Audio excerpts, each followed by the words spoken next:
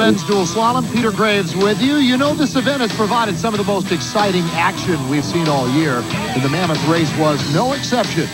Qualifying on the tricky course claimed many top riders, including world champion Dave Cullinan. Right here and in your face.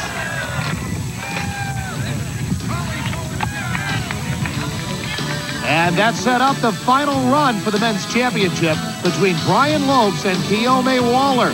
Waller on the right had to make up 1.5 seconds on Lopes, who won the first heat. And here's the race as we called it live. Here we go. And after all these runs, it has come down to this. The final run in our Control Tech dual slalom. And they're on course. And Keome Waller gets a great start. Keome Waller out in front. Brian Lopes. Keome Waller in front. And it is still Keome Waller with the front of Brian Lopes. Can he make it to 1.5? Waller right on the edge. Waller's trying to make up that top. Goes down. Lopes goes down. Keome's falling. Waller goes down. They're falling all over the course. Unbelievable. Waller. Lopes pressing. Waller first across the finish line, but not quick enough to catch Lopes, who takes the overall win on the basis of combined score. Keome looked back, see where Lopes was, and he miscalculated. As I went down, I knew I had a 1.5, so I knew there was, a chance. That's why I just got up right away. And never know what's going to happen in racing. It has been a great weekend here at Mammoth Mountain, California, and not unexpectedly, Julie Furtado coming up with her 16th straight victory. Yes, and I'm sure the other women are still wondering what Julie did last season for her training. I'm sure they are indeed, and for the Colorado Golden Boy, David Weens, yet another victory. The closest race yet in our Jeep National Championship Series, and Dave has got to be happy that he came out the winner in that tight sprint with Tim Gould. We also had a very exciting downhill competition, and Penny, it's all going to be decided when we return for the finale of the Jeep Series at Traverse City, Michigan. Until then, for Penny Davidson, I'm Peter Graves. So long, everybody, from Mammoth Lakes, California. The Jeep National Championship Series has been brought to you by Jeep and Eagle, a division of the Chrysler Corporation.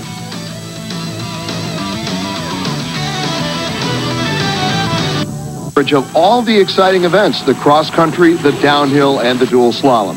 And the best off-road riders in the United States are here, and we'll be back in just a moment. Welcome back, everybody. Peter Graves with you at beautiful Big Bear Lake in California. It is a great day, and we're set for the first event, the dual slalom, always exciting.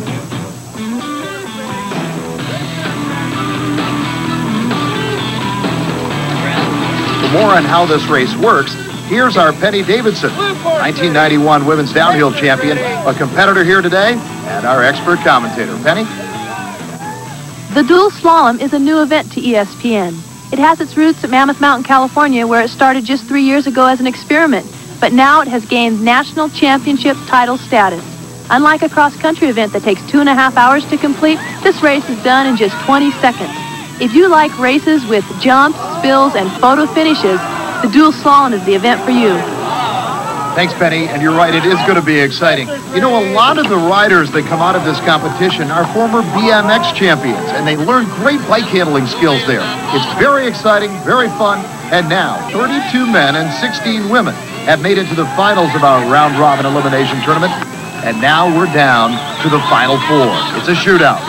For the men, Terry Tonette versus Mike King, and Eric Carter versus Robbie Roop. First up, it's the men's semi-final competition here at Big Bear Lake.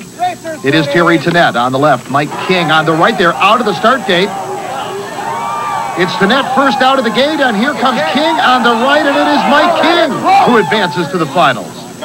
Next up, Eric Carter on the left, Robbie Roop on the right.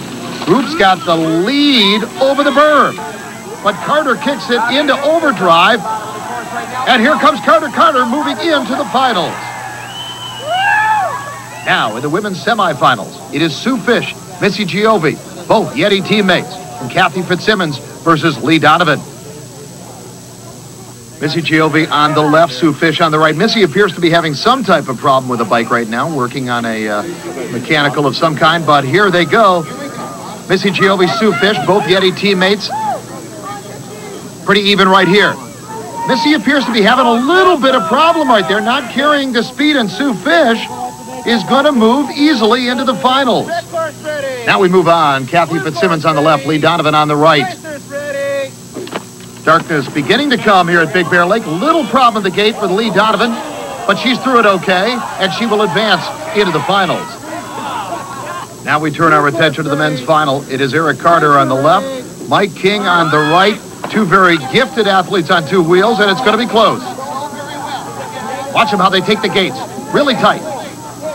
King just jamming those gates up over the pro bumps.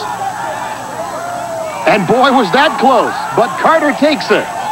In the men's dual slalom, it is Eric Carter coming up first. Mike King in second. Terry Tonette in third. And Robbie Roop out of Colorado in fourth. I'm new to this. I don't know too much about this stuff, but I just did what my friends told me and rode smooth and it paid off. Red course ready. The women's final looks like this. It is Lee Donovan on the left, Sue Fish on the right. Sue Fish with the lead. And then hitting that last gate very hard, Lee Donovan is going to take the win. And so our happy women's champion, Lee Donovan, coming up with a victory. Second place goes to Sue Fish, Kathy Fitzsimmons in third, and Missy Giove in fourth place. Oh, man. Watch out, here it comes, man. Coming up next, the men's cross country. Stick around. The best off-road racers in the United States are here. We're just about set for the 3-lap men's cross country race. Now here's GT team rider Rishi Grewal with a preview of the men's 13-mile circuit course. You start up a pretty long climb. It's on a road, and it just kind of winds up. You go through a couple sections of single track, and you do a little hike where you have to basically hike. Some people can ride it, but I haven't ever seen anyone ride all the way up it, but we'll see. Maybe some will make it this year. And after the hike bike, you hit a road again, you climb up, and it's fairly untechnical. It's a hard climb at high altitude, so by the time you get to the top, you hit what we call a single track, which is just like a horse trail almost. And if you don't get in good position in that, it's so dusty here that you'll lose a lot of time just letting the dust settle in between riders. Otherwise, you have to take a few more chances. And you weave through that, and that takes you back down a little ways. And then you hit another road, and you basically come back up to the top of the course. It's about halfway. And then you start down the hill. And the downhill is basically it's an old Jeep road. And it's very twisty and turny with lots of loose soil and dirt and dust and rocks, and it's tough. And you get down through that and you come back through the finish. But it's a very challenging course with a lot of climbing, and the downhill you won't get any rest on the downhill, put it that way, because you're just getting shaken to death down the downhill, and you get down through that and you come back through the finish. It's going to be challenging. It's going to be tough. Some of the top competitors to watch in today's race. You don't need to really be right at the front at the very beginning of the race. Well, in the past, I've been going out hard and sometimes fading and sometimes winning. It's when you're struggling and you're losing time fast that you know it's going to be a long day.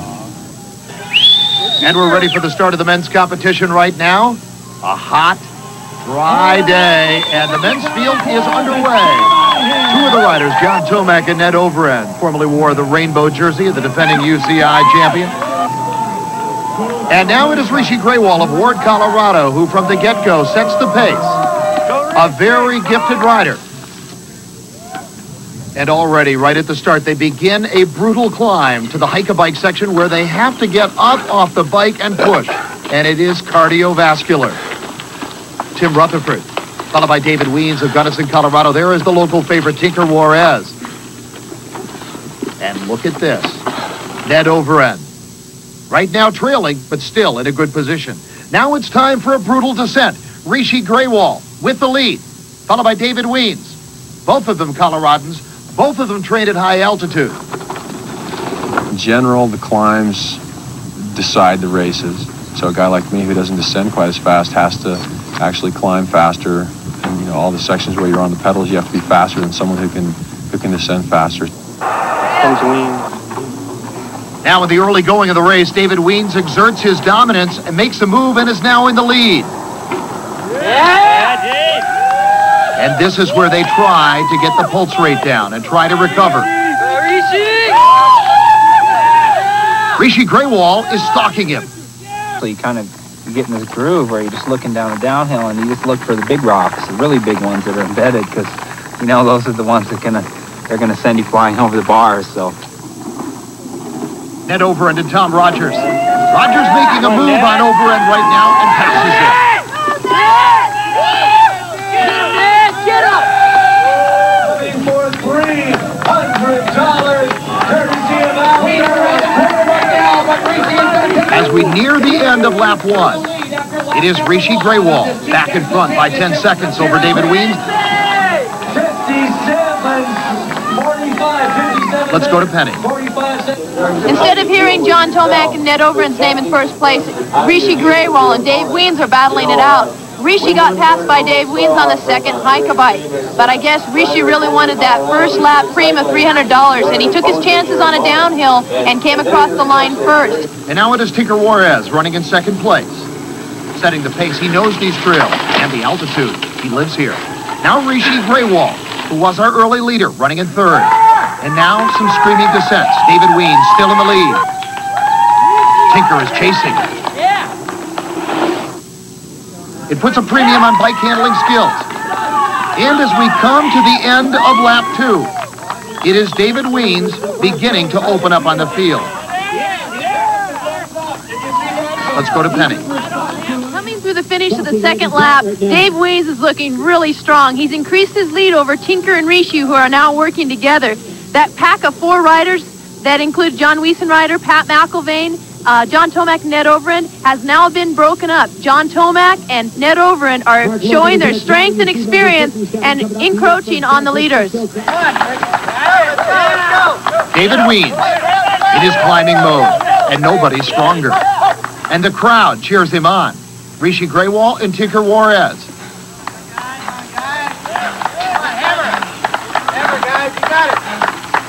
Come on, guys, come on. Go, go, go, go, go. 250, come on, go, go. 250 behind, guys, 250.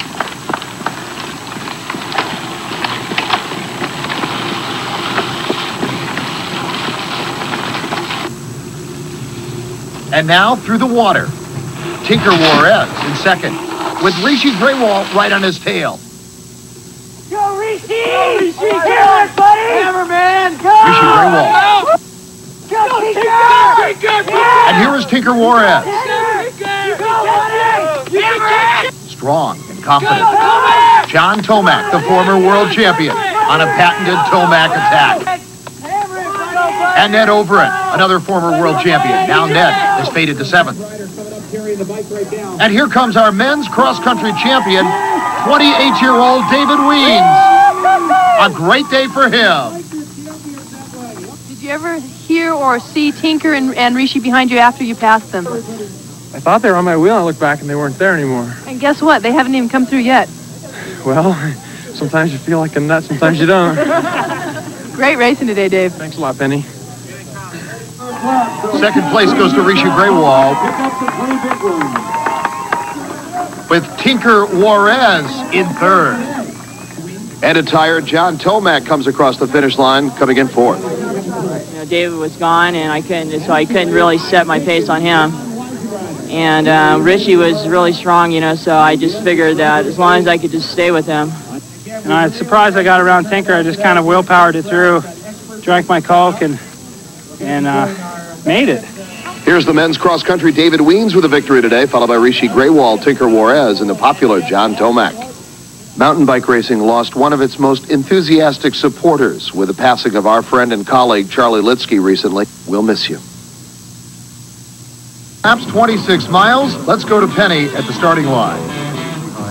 Susan, how you feeling today? I'm feeling okay, a little bit nervous like always, but hopefully I'm going to do my best, and I'd love it if I repeated a second place here. This one's going to be hard to beat.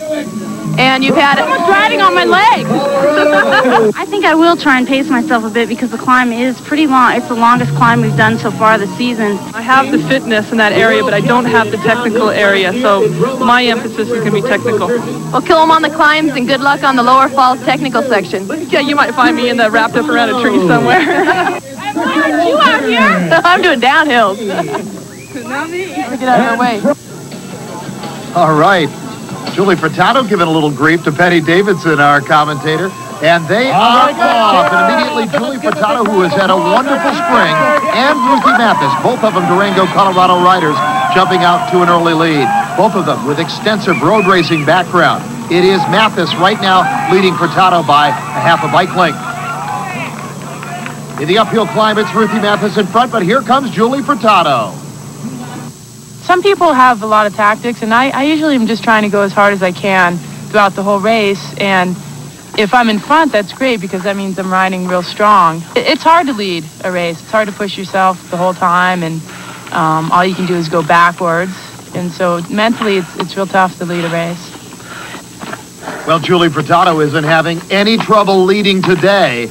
At the first hike-a-bike, she has a 1-minute lead over Ruthie Mathis, with Inga Thompson, the Olympic road racer from Barcelona, just 15 seconds behind her. And there is Inga.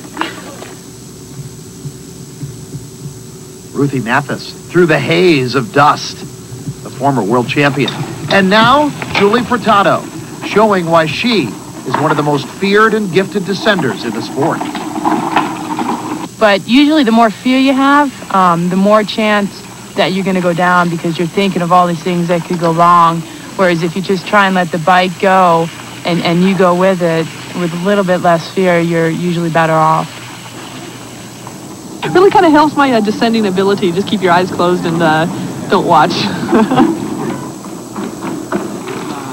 And there is Sarah Valentine, another one of the legendary figures in the sport. And now Julie Furtado, who keeps pulling away. It's been said more than once, and not just this season, Julie Furtado is ahead 4 minutes after the first lap.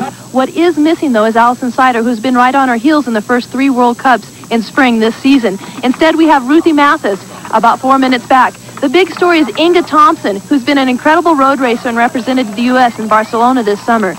Inga has been great on the road, but she lacks the technical skills. And on this first lap, she was able to stay ahead of Sarah Valentine and Susan DiMattei, who are in 4th and 5th. What Inga needs to do now, this is her race, is to put the hammer down on this next climb. She's got about 30 minutes to do that. If she can put a big enough gap between her and Susan DiMattei and Sarah Valentine, she can cruise that technical downhill, which is not her forte, and she'll get her first podium spot in this big national race.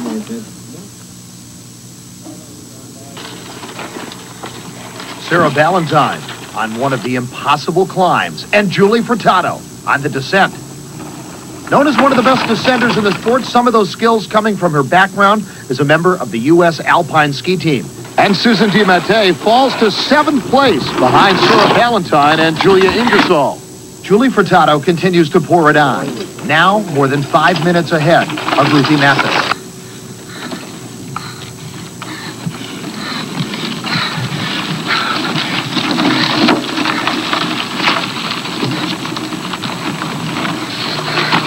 And the real battle, the real drama is for 3rd, and Sarah Valentine is catching Inga Thompson on the final descent.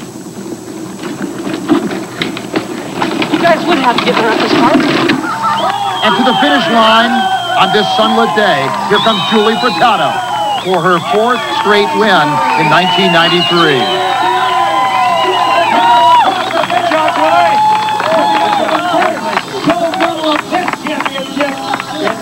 You were 45 seconds ahead of him after that first little lap, Julie. Were you hurting really hard? I felt really good, and when I saw that I had a gap at the start, I knew it was my race to lose. I felt good. And Ruthie Mathis takes 2nd place. I felt a little disappointed because she was so far away. When you lose sight of a rider, it's kind of like they're gone, and then you just settle into a pace. Inga Thompson holds on for 3rd. So would you compare your effort on that flat part right before the finish to a time trial in a road race? Yeah, just about, because at that point I didn't know where she was. I looked back and saw her and heard some people cheering. I'm like, oh no, better turn it on right about now. And the final standings show Julie Furtado, our winner, followed in 2nd by Ruthie Mathis, Inga Thompson in 3rd. Well, the last event in today's competition, the downhill. A flat-out descent starting at 8,200 feet, finishing at 7,000 feet. And one of the leading competitors, our analyst, Penny Davidson. This course is marked by lots of switchbacks, lots of turns. It's not just a high-speed kamikaze, full-out speed run. The technical rider is going to be favored. They need to accelerate, brake, and shift almost simultaneously. It's a very rough course with lots of berms and ruts. The best rider will be probably a technical rider. The fastest time may even be sub 5 minutes.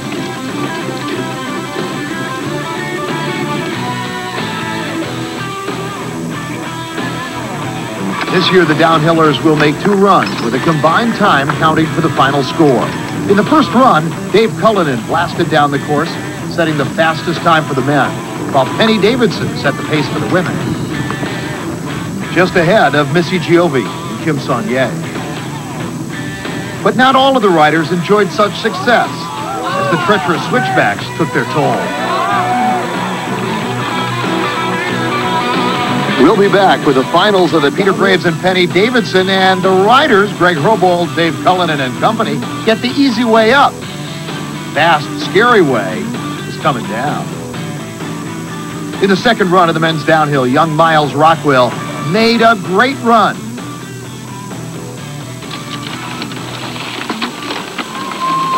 As does the veteran Greg Herbold. But it's the world champion Dave Cullinan who sets the fastest time of the day for win number 1 in 93. It was a real scary year for me because last year I didn't have an off season. I rode good at the first race of the year, and this year I didn't know if my bike handling skills were going to be up to par, but I guess after today I proved it to myself more so than anything else, and that's what I needed to do.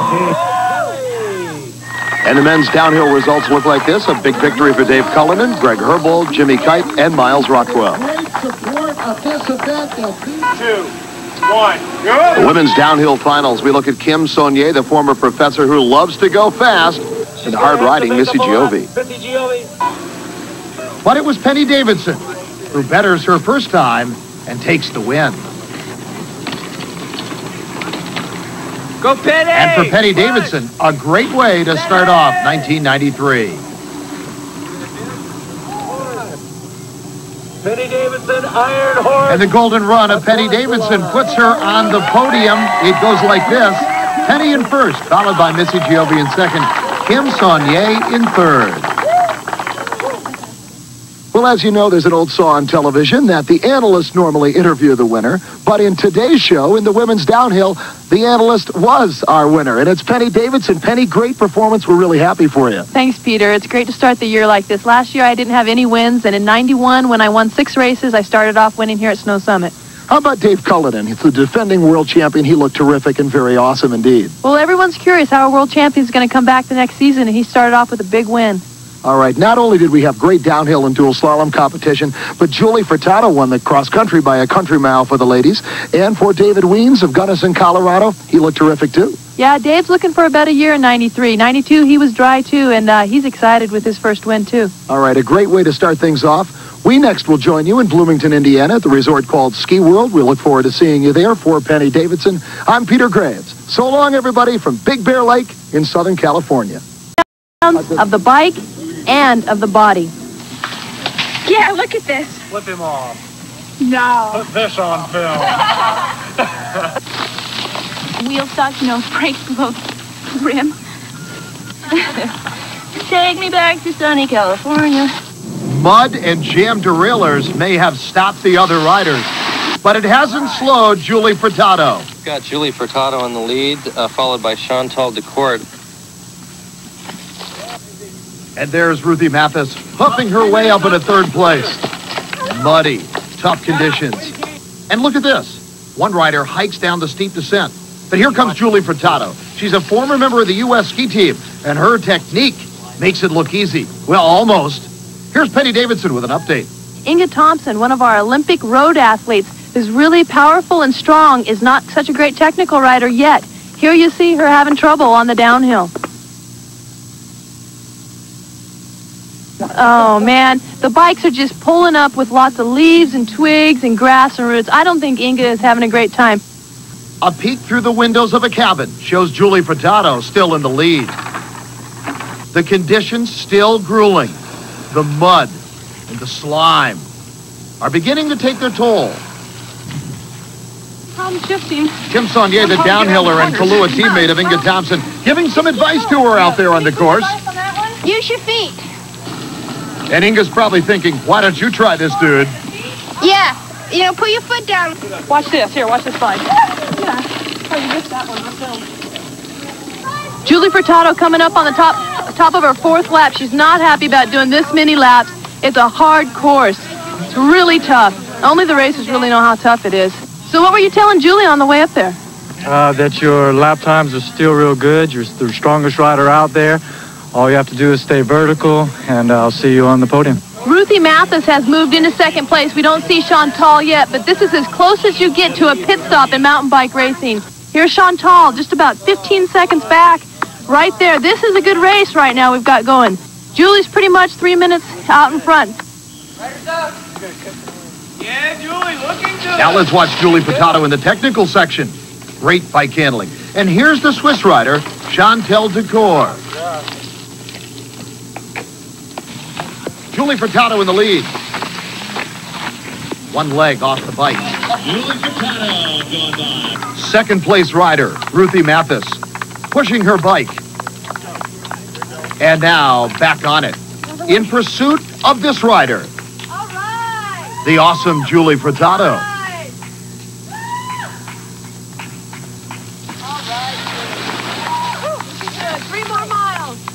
On her last lap, Julie Furtado only has 3 more miles, 2 climbs on her way to her 2nd Jeep National Championship cross-country win. Most of the descents I look forward to, and if I'm riding real well, the climbs, everyone always looks forward to the finish.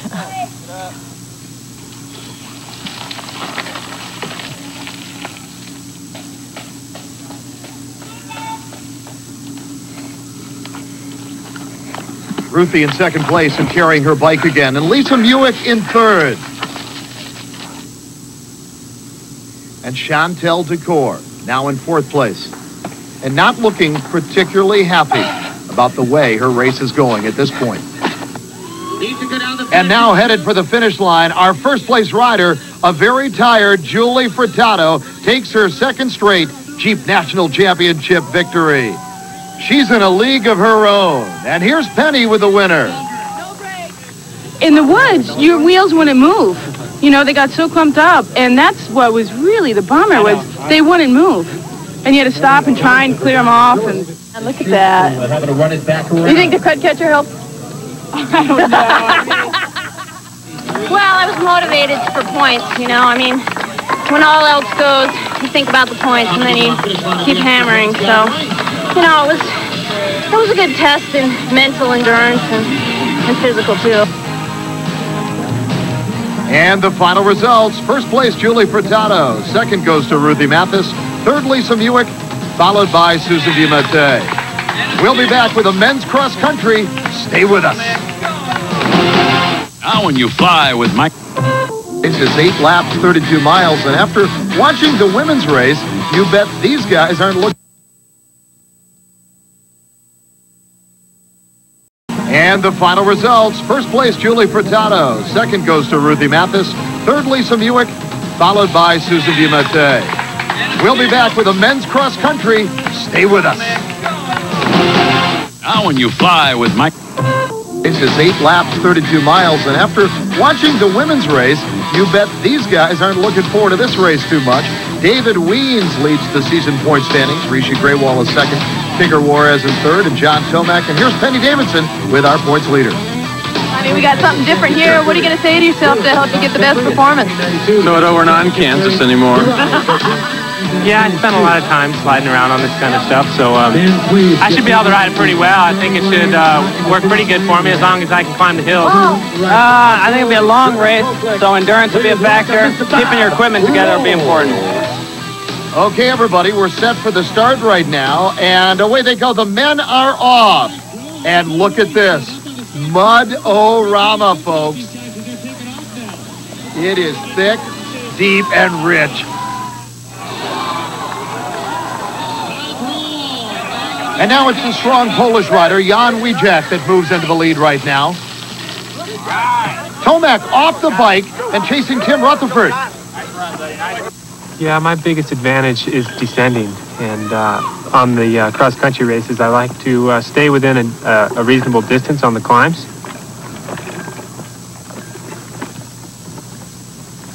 And here are our top 6 riders, all riding in a pack. It is Jan Wijak in the lead, Tim Rutherford second, John Tomac third, followed by Tinker Juarez. And for the flat, easy riding into the technical section where it's tricky. Wijak continues to lead Rutherford and Tomac. And this is so tough. But as we complete the downhill, we have a new leader, John Tomac.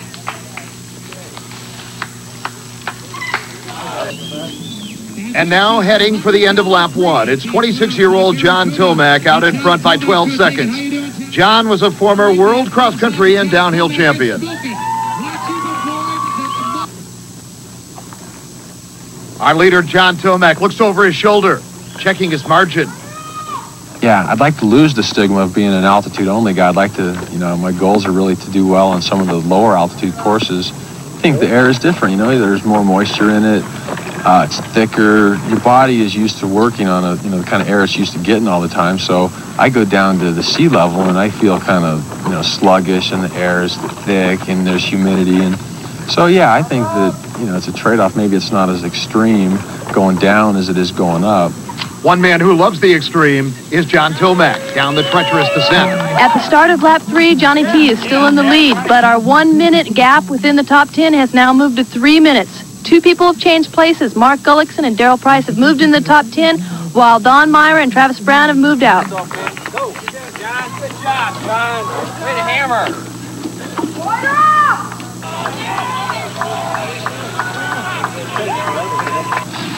Now it's Gullickson and Ned Overend. Deadly Nedley. But Overend is beginning to make his move. And look at this. A treacherous, steep section. It's like a cattle drive. Ned Overend now moves ahead of Gullickson and David Weens. This hill is really challenging the racers. It's muddy, it's steep. The racers having to get on and off their bikes. The person who can get off, run, and get back on the fastest is making up time and getting ahead. Jan and Tinker have been battling for second and third, a minute off Johnny T. Tinker wasn't as quick. He lost some time to Jan.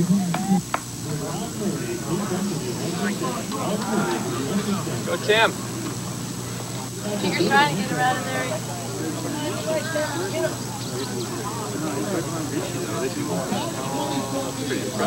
Tinker Juarez through the water. A chance to clean off the bike.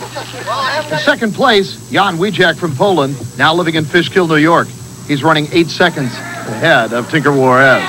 He is so strong and familiar with these conditions. Off the bike now. Johnny T's putting the hammer down. He's got about 45 seconds more on second and third place, which is Wijak and Juarez.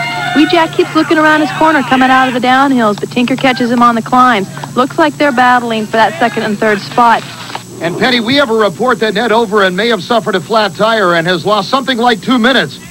And here comes Tinker Juarez. Up and up over the high side, but a fall. He's okay. Come on, Tinker.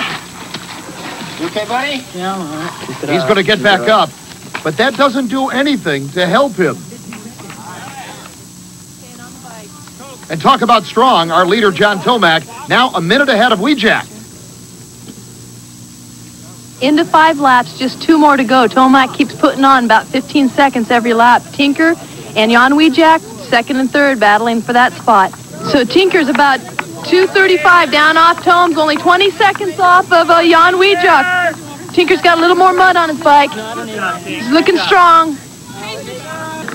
So a minute and 20 off of third place is Mark Gullickson, who's from the East Coast. He's used to the humidity. He's used to the mud.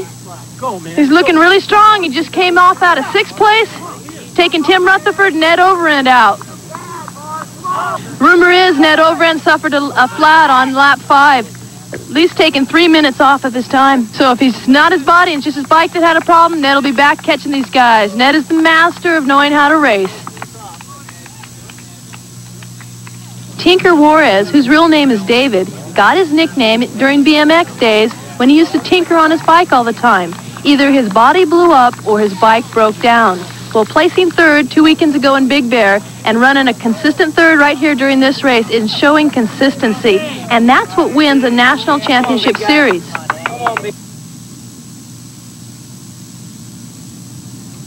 Now, fourth place, Mark Gullickson, with Ned Overend closing the gap on him. Even with a flat tire he suffered, Overend is amazing. He has made up that 2 minutes and change, and at 38 years old is still getting stronger all the time. Because the event's 2 to 3 hours long, you really have to pace yourself. And if you go flat out from the gun, normally a rider can tolerate that pace for maybe an hour. And a lot of times when you watch a race, you'll see riders that start too fast and fade a little bit at the end, and riders that start a little slower and come on strong at the end. So it's important. This year I'm trying to really maximize my fitness and keep a pretty steady pace the whole way, and try to end up the best position I can at the finish, which would be just making my effort pretty equal through the whole race.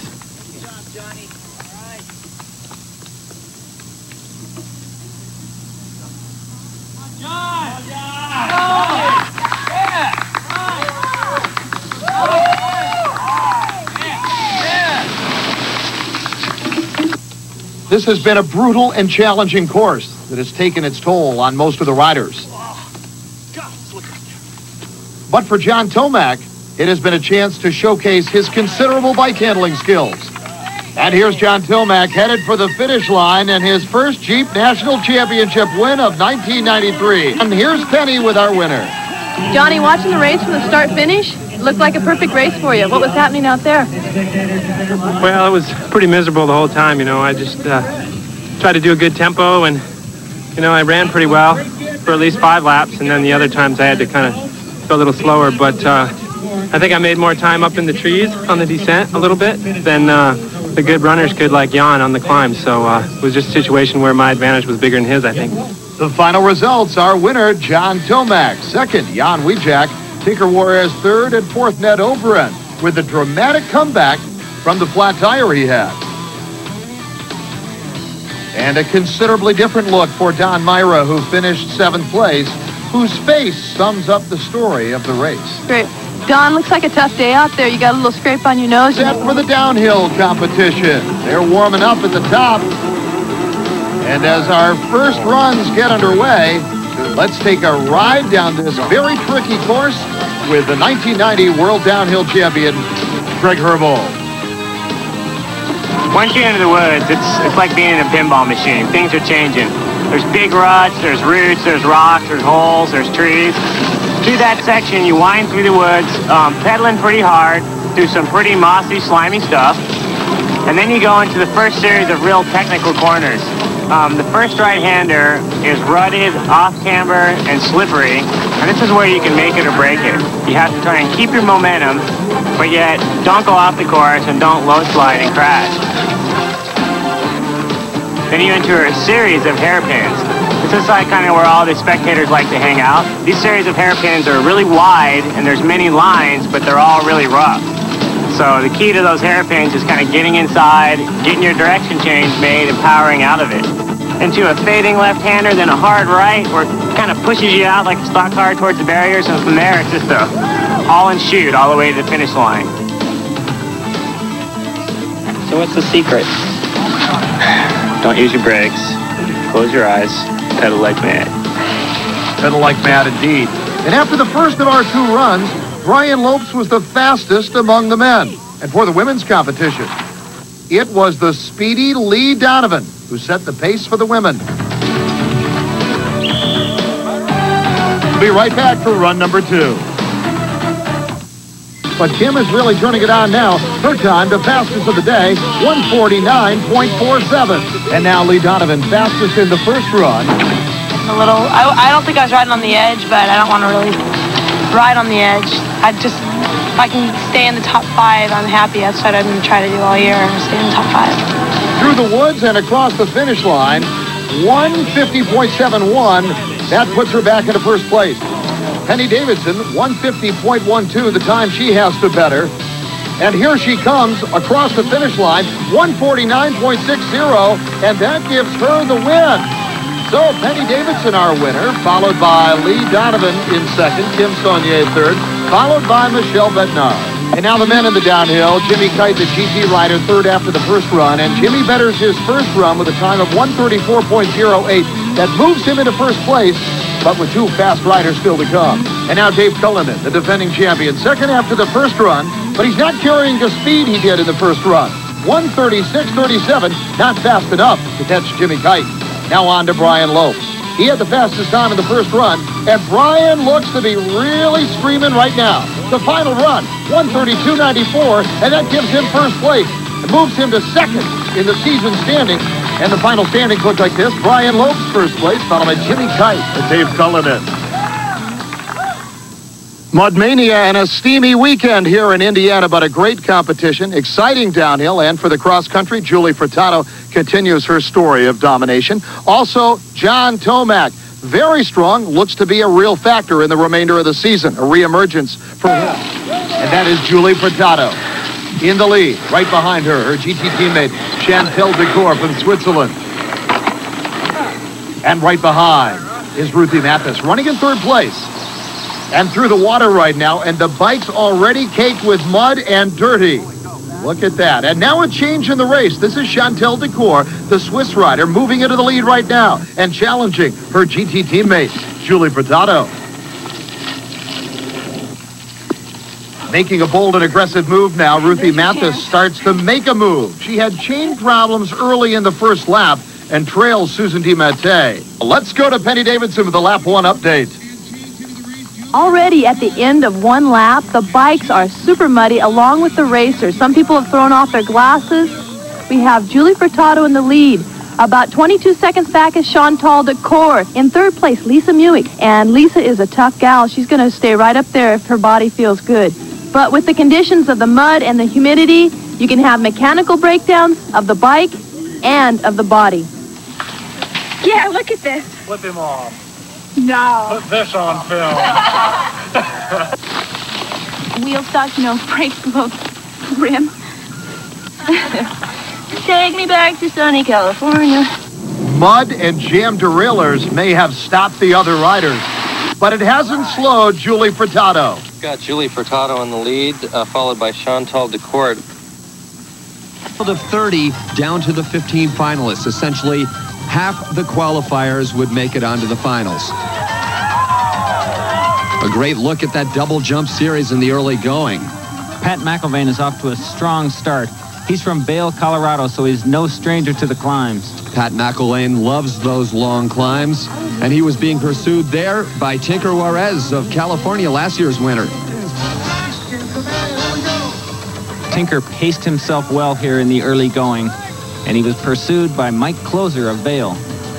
Closer proved to be quite a factor in this first heat. 34 years old, a former freestyle national champion skier, looking tough on the uphill climbing, but it would be Tinker Juarez getting closer to Mike Closer eventually. Tinker showed his all-around ability as he excelled on the climbs as well as the descents. So last year's winner, Tinker Juarez, would advance to the final, winning the first elimination ahead of Mike Closer and David Weens. Ranjit Grewal was in fourth place as you look at the 7 who advance into the final heat. Now in the second elimination, it was quite a crazy beginning at the first jump, Ned. That's right. Mark Howe took a little bit too much speed into it and couldn't land the jump, and he pays for it right here. Watch Howe in the middle of the screen as they take the jump. Eaten up by that series of 3 jumps. What you don't see so well right there is how John Tomac overshoots the jump and lands hard on his rear wheel, causing some damage.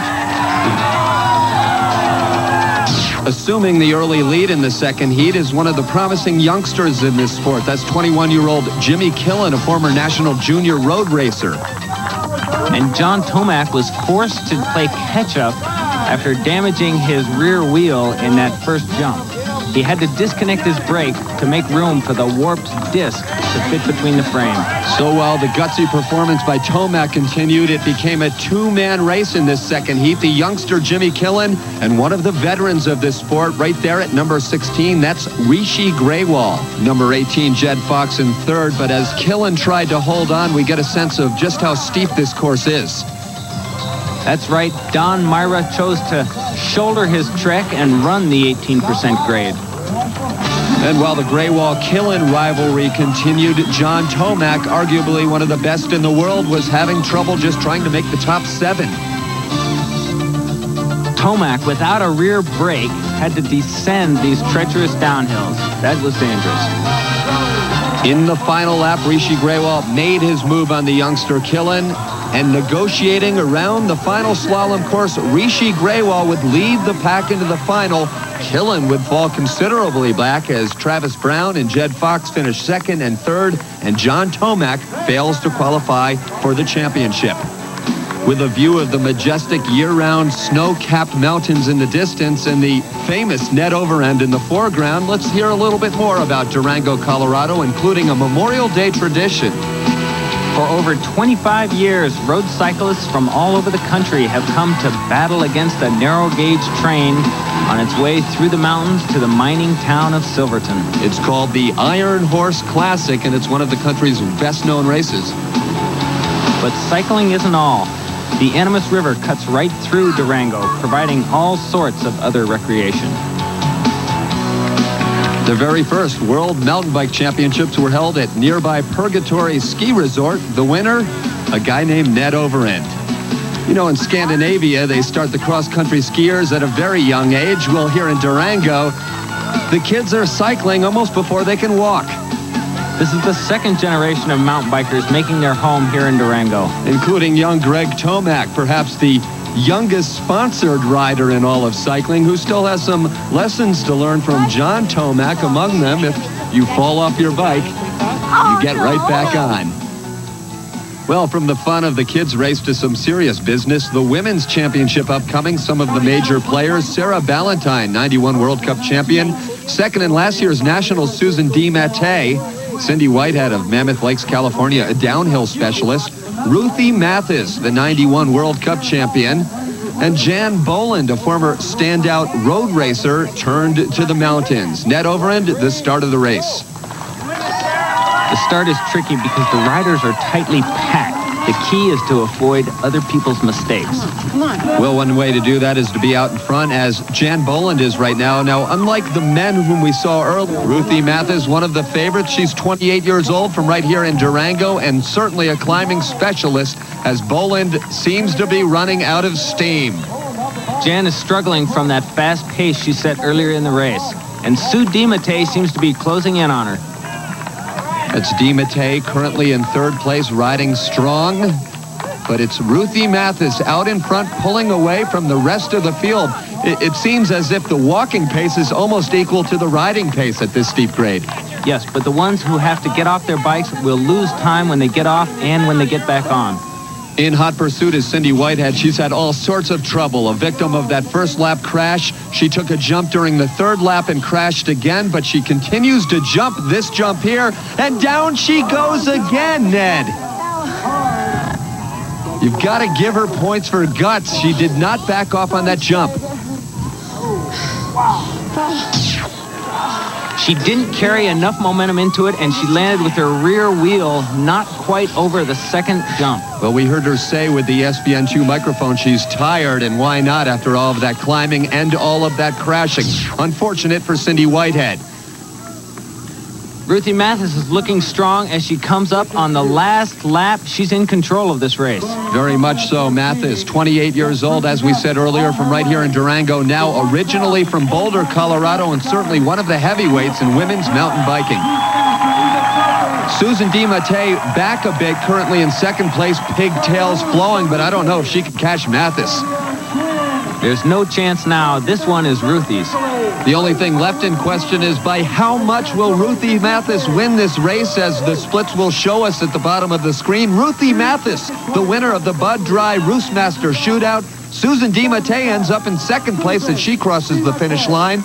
Third place goes to Jan Bolin. Ballantyne recovers nicely from the early crash, but the winner, Ruthie Mathis, is standing by with Ned. Ruthie, you came from behind to take the win. How's it feel? It feels great. It's my first win in a long time, and it's great to do it in my so-called hometown of Durango. Tell us a little bit about the race. It looked like you paced yourself just right on that hill. Was the hill the deciding factor? Yeah, I think it was, because nobody seemed to be jumping all the jumps in the women's field yet. Next year they will. But I think the hill was definitely the deciding factor, and the loose dirt made a difference too, traction. Well, it takes great athletic ability to win a mountain bike race, but it also takes upscale technology. And right now, Toby Henderson of the Iron Horse team outlines some of the newest innovations in mountain biking. One of the newest technologies in mountain biking is rear suspension. Rear suspension is to keep your butt from getting sore. As you can see on this Iron Horse bike, we have 2 inches of rear travel. That's so when you hit a bump, the back end moves up about 2 inches, which makes you go a lot faster when you go down a hill. Front suspension's been out for quite a while, but in '94, RockShox came out with a 3-inch front travel suspension. That gives you 3 inches up front, and boy, you can really hit some big bumps with that and actually fly down the hill. Iron Horse developed this bike about 2 years ago, and a lot of people have followed. Also, in mountain biking nowadays, we have the clipless pedal. Clipless pedal still helps you keep your feet in. I really like that because my feet are in the bike, and it's a part of me. And that's a big, big plus in mountain biking today. Also, rear brakes. We've gotten compounds now that'll slow this bike down like you would not believe. Unbelievably slow it down. And when you're going down the hill real fast with all this new full suspension, good brakes really help. And it's time for us to take a break, but we'll be back with the men's final. The Bud Dry Roostmaster Shootout is brought to you in part by of the 1994 Bud Dry Roostmaster Shootout. You know, for those of you guys entering your 30s, maybe even your late 30s, and you think the sport of mountain biking is too grueling for you, here's a quick story. 2 months ago in Italy, a 38-year-old won a World Cup race against the very best mountain bikers in the world. That racer was none other than, of course, my partner here in Durango, Ned Overend. Still going strong. Now, Ned, I won't put you on the spot and ask how you do in this event, but as they get ready to start behind us for the men's final, who do you think will do well? Well, certainly you got to favor the winners of the 2 heats, Rishi Graywall and Tinker Juarez. But I think we got to keep our eye on Mike Closer and Travis Brown, because they were holding back. They came on late in the heats, and I think they could have some energy left for this final. Well, they're set to go. We're set to get out of the way before we get run over. Well, you've heard some of the names. Here are some of the faces. That's Rishi Graywall from the family of cycling Graywalls.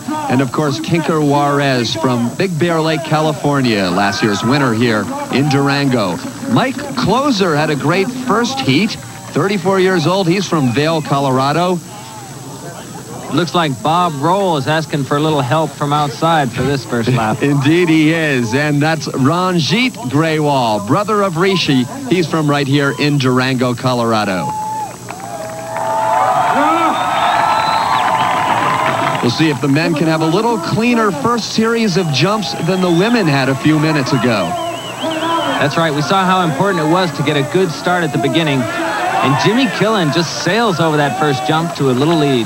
Sails over both jumps, as a matter of fact, as young Jimmy Killen is in front in the early going. He aspires to be a mountain bike Olympian in 1996. You can see how these riders are taking these BMX course in the arena.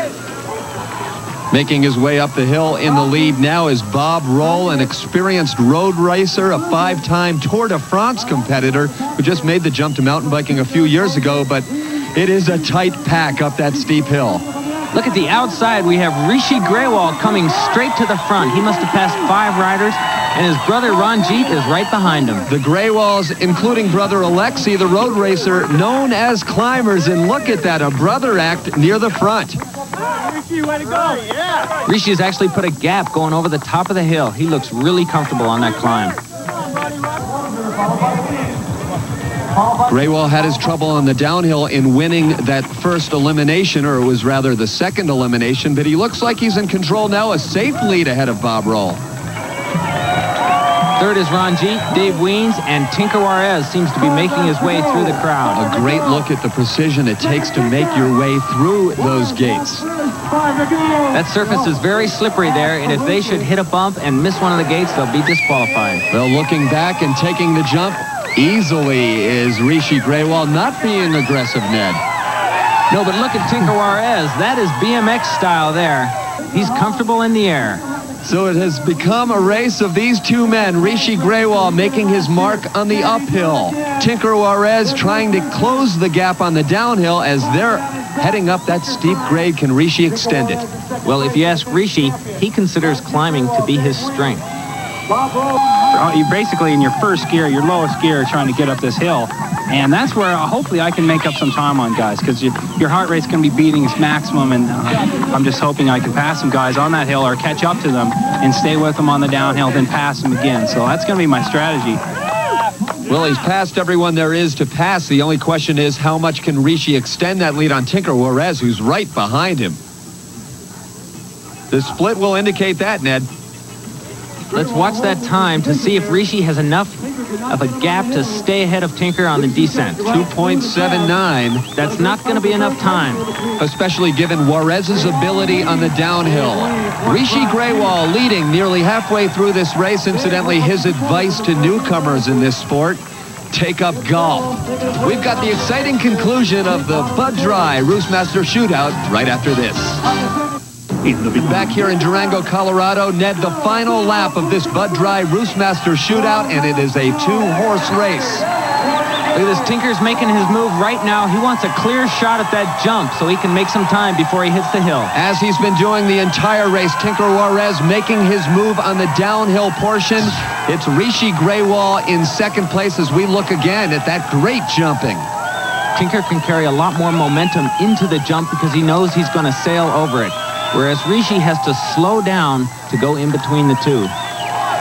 Successfully over the jumps, but the uphills have been Tinker Juarez's albatross throughout this entire race as Grewal quickly closing in. Rishi will have to do more than just close. He will have to get ahead of Tinker with enough of a margin to keep it to the finish. On the right, that's number 5, Paul Thomasberg. He's being lapped, so he shows his courtesy and his fatigue at the same time. Grewal has made the move and has passed Juarez. He again is out in front. He looks strong enough to do it. He's actually putting ground on Tinker right now. Rishi Grewal in the blue, right behind him. That's Tinker Juarez, last year's winner, and he is falling behind. They're at the top of the final climb, and Rishi has his foot out of his pedal. He still doesn't have his foot in his pedal. He's going to need to get it in if he's going to have any control on this downhill. And the downhill has always been Juarez's strength. Look out for Tinker Juarez, the former marathoner. Ran a 2:30 marathon in LA a few years ago, but he's concentrating on his cycling, making his move by Rishi Grewal. Tinker, the former BMX racer, just sails over those jumps, and it's going to be tough for Rishi to catch him now. In front of a frenzied crowd, 33-year-old Tinker Juarez has successfully defended his Bud Dry Roostmaster Shootout title with a slim win over Rishi Grewal. As you look at all of the leaders, a great win for Juarez, but a great showing by the runner-up Rishi Grewal, and he's standing by with Ned Overend. Thanks, Tim. That was an incredible finish. It came down to the very last lap. Rishi, our second-place finisher. Can you tell us what happened there in the last lap at the top of the hill? Well, going up the top of the hill there, I had to catch Tinker. He got a bit of a lead on me through the jumping section, the double jump there, and because I wasn't hitting that. And he got a couple-second lead, 3 seconds probably, and I just decided I've got to go for it, try to catch him, and I gave it my all. I got around him, and I was still in the lead there, but and then I fumbled my pedal. I just made too many mistakes to win. Especially the rider of Tinker's caliber. I've got to give him all the credit in the world. He's pretty talented, and so he got by me just on the slalom course there at the big jumps. I couldn't jump as well as him. He was flying, so it was exciting. It was a great race. Thanks a lot, Rishi. Yeah, you bet, Ned. Tim, back to you. All right, thanks, Ned. Well, that was as exciting a finish as they get in this race, whether it's a 3-hour race or a 10-minute race. It boiled down to the final few yards. As we look at it again, take us through what happened.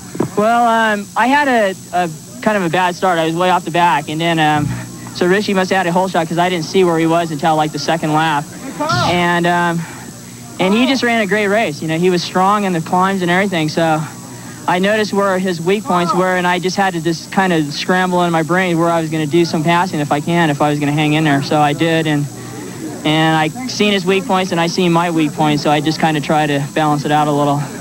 Is this a format suited for you? Well, it's BMX race to me, you know. It's like lots of big jumps, and if I could catch air and not, you know, get hurt or anything, I will. And the jumps were good enough and they were smooth enough, so. And the landing, you know, I've always been one of the smoothest landings in BMX, so I just kind of had to use it today. Be challenged by Caroline Alexander from the UK, or perhaps the Swiss rider Chantal Decour. On the men's side of things, John Tomac and Tinker Juarez have been strong on the American circuit. This time they'll be faced by the British rider Tim Gould and the Swiss rider Thomas Frischnick, who has had considerable success riding here in the past at Mount Snow. On a day that is very hot, the crowd is already filling in, and Penny and I will be back to kick it off for you from Vermont in just a moment. Graves at Mount Snow, Vermont, and we are getting set for our first race. It'll be the women's cross-country competition. Keep in mind that today's races count for both Grundig World Cup and Jeep National Championship Series points, but only American riders are eligible for national points. We'll keep you updated on just how this works. Now let's take a look at the course the riders face today, and it's a tough one. Here's the men's Jeep National Champion, David Weens, with a preview. You come through the start-finish area and you head off into the woods after a short climb. Then you dart into the woods a couple different times. There's two fairly technical descents in there with a lot of rocks and roots and things like that. It's pretty tricky. It's a good place for spectators. Finally, you come out at the feed zone, and that's where you really start climbing. You head up the road. You have some flats, and you hit a pitch, and you have to really grind to get up that. Then you top out.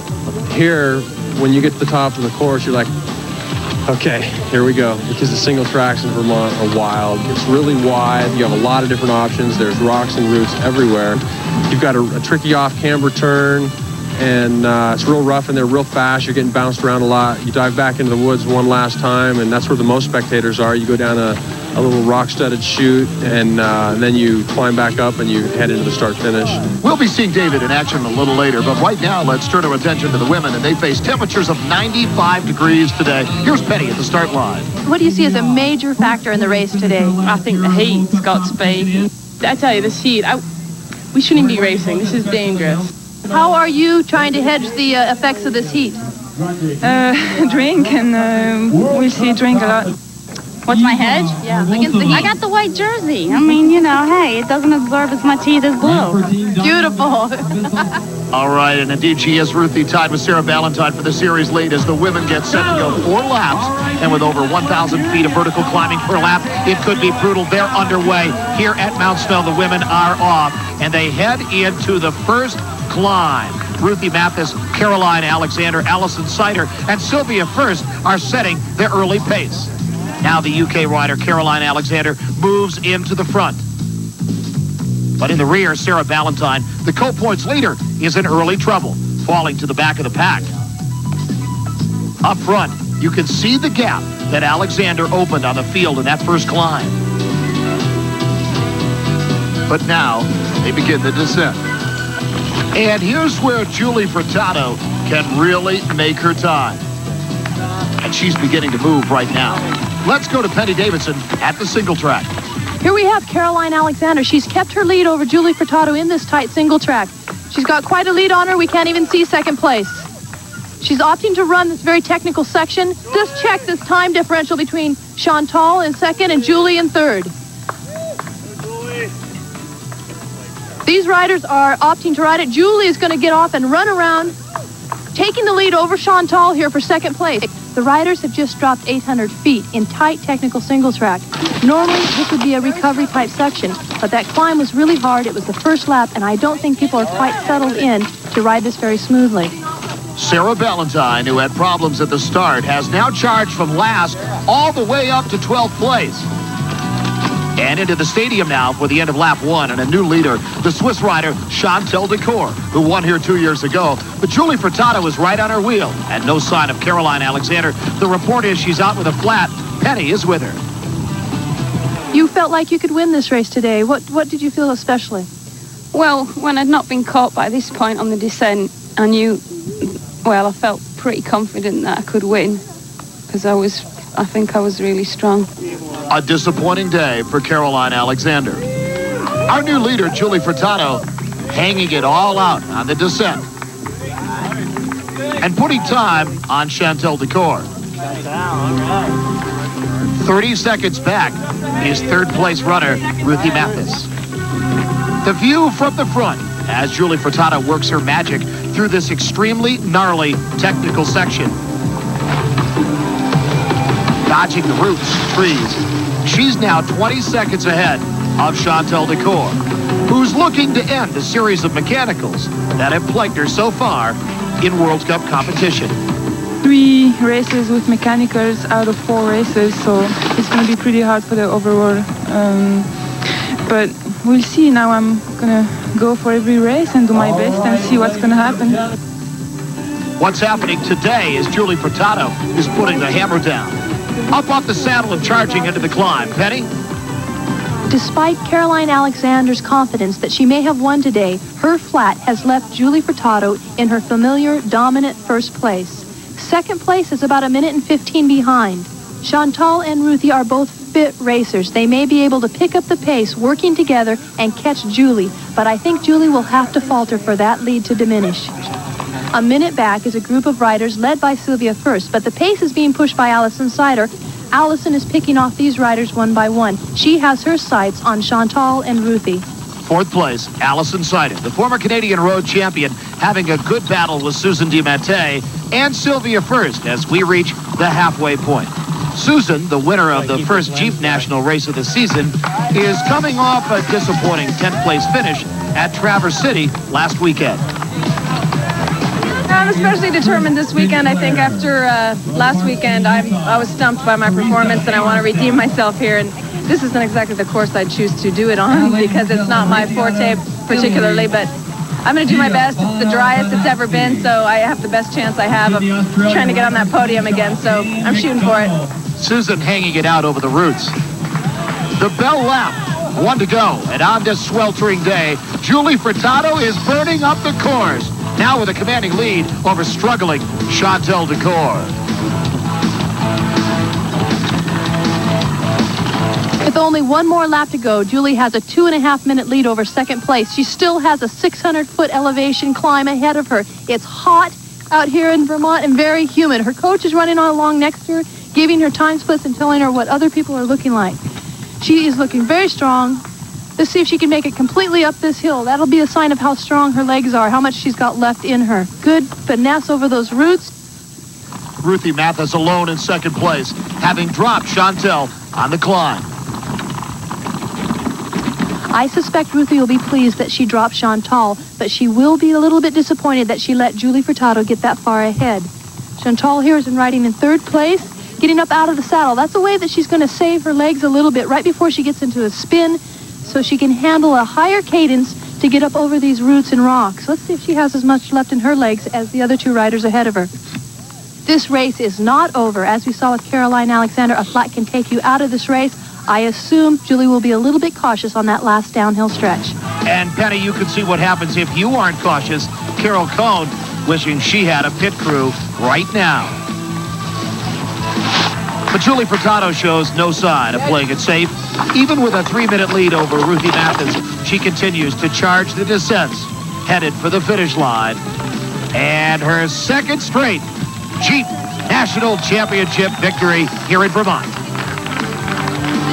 With Julie winning this race and Ruthie coming in second, the Americans are looking good. Julie will wear the leader's jersey in the World Cup Series, and Ruthie will maintain her leadership jersey in the Enorba Series.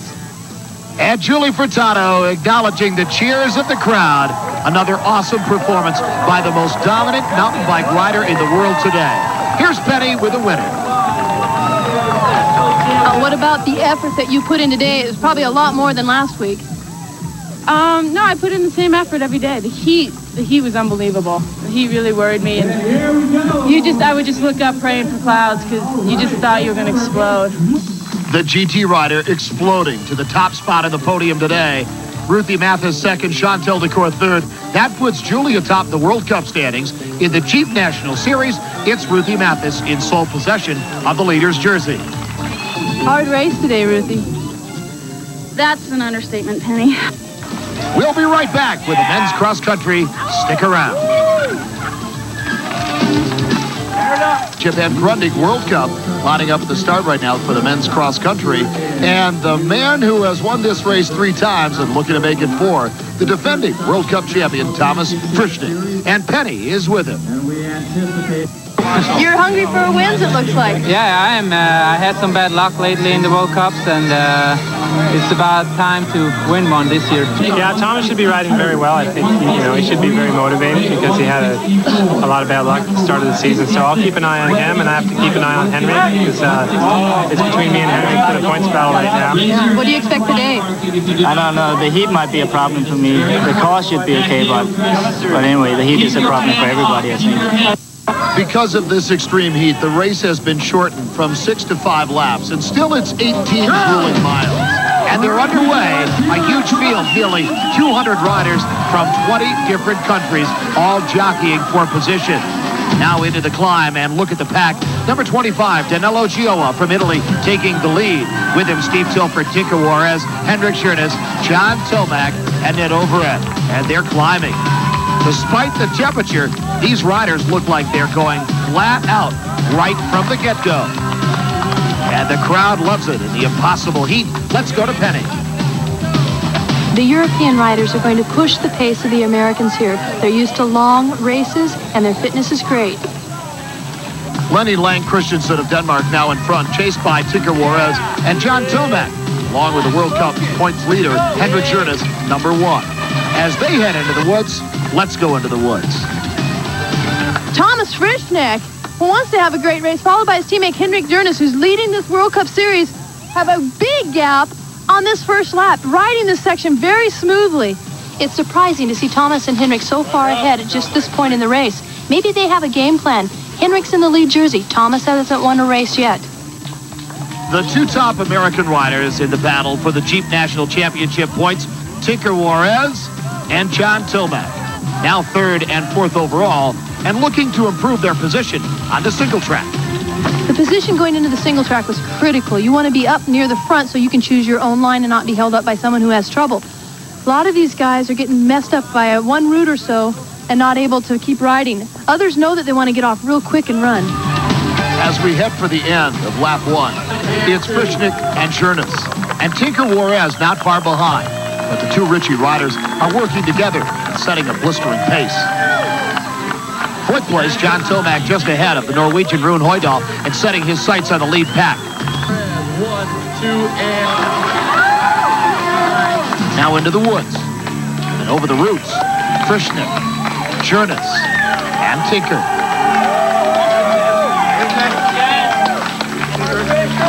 And now Gary Ford of the UK has passed Tomac, and he's on a charge in the single track, and he's moved into the lead. And you have to wonder if this fast pace is likely to take its toll on Frischnick and Tinker Juarez.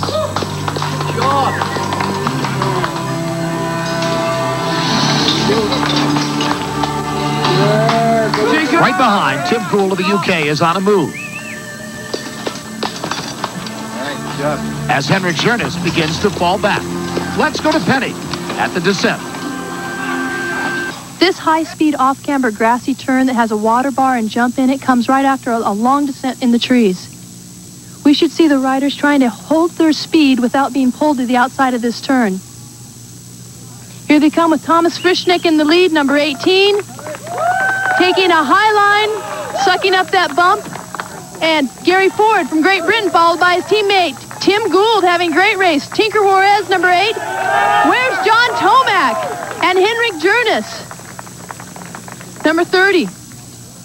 Now we've got Jimmy Keelan, who's maintained his position, followed by John Tomac. These 2 American riders are going to want to catch up to that lead group of 5. The lead group into the stadium, all in a row. Ford, Gould, Frischnick, and Tinker Juarez, the top U.S. rider today in the battle for Jeep National points. And now it's Tim Gould on a solo break and hoping he can drop the pack.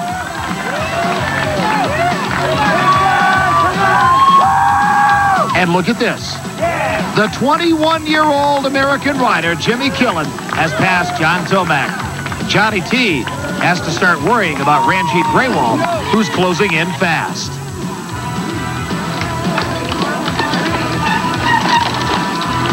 Ranjit comes from the famous American cycling family. His brother won a gold at the Olympics, and his other brother is a famous mountain biker. Ranjit may be ready to step out of the shadows of his older brothers. Ranjit has passed both John Tomac and Jimmy Killen, and the crowd loving it.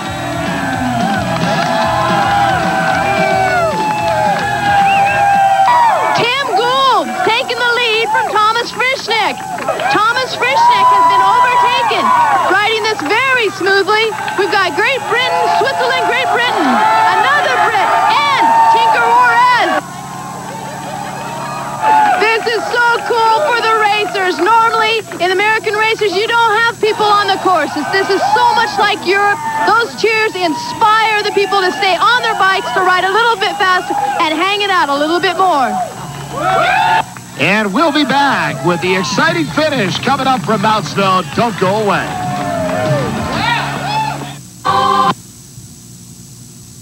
Country, British.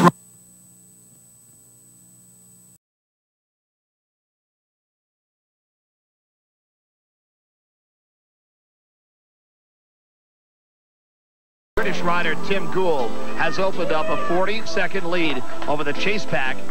Coming now, Thomas Frischnick, Rune Hoydal, Tinker Juarez, and Gary Ford.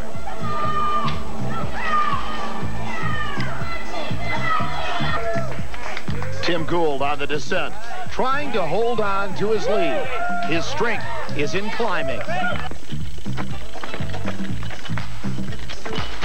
Jimmy Killen, 7th overall in the 4th place American. This could be his best finish yet, with Tomac falling back and the veteran Ned Overend out due to the heat. Jimmy Killen, he made his best World Cup performance in Vail last year. His coach recently told me he is ready for another breakthrough performance. He's now broken the top 10 of 170 starter World Cup field. This is a great day on a very difficult day for Jimmy Killen. As Killen heads into the climb, first place, Tim Gould struggling to stay in front in the single track. In second, the Swiss rider Thomas Frischnick, letting it rip, and he's catching Gould. Less than 20 seconds back now. The final climb. Now Gould's a strong climber, but does he have enough left to hold off the hard-charging Frischnick? John Tomac just hanging on now in 11th place, but looking to pick up points. Waiting here at the finish, we've just heard that Tim Gould has been caught by Thomas Frischnick on the downhill. We'll have to wait till the last moment to see if Tim Gould can keep his lead. Now into the final descent at Thomas Frischnick. Tim Gould. There's less than a quarter mile to go right now.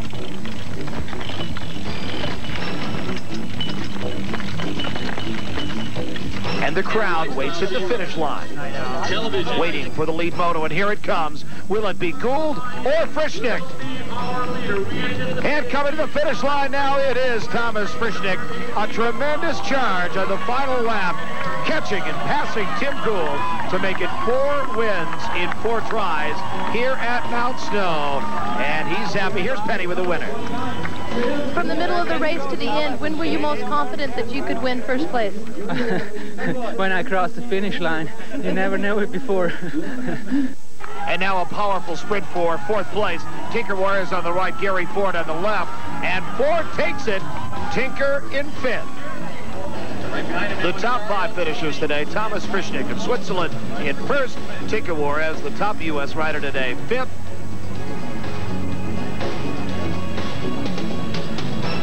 And in another dramatic sprint, John Tomac holds off Don Myra for 11th. Good enough to move him on top of the World Cup standings. But he surrenders the Jeep National Championship leader's jersey to Tinker Juarez. And now the highlights for the GT downhill competition. And for the women, well, it was a combination of flats, flips, and wow. Setting stage for the final run by Elke Broutsard. The seating run was quite a comedy. I just trashed my bike and it was not rideable. I ended up riding my fully suspended bike the next run. I wasn't really nervous at all. All I was thinking was just, you know, get on those climbs and just hammer up the climbs. That's my strong point, is just, you know, power climbs and flat sections. So I just headed in a big gear and went hard on those sections. Elke Broutsard first, Kim Saunier second, Michelle Bednar third. Now we turn our attention to the men. Needs to hold it together.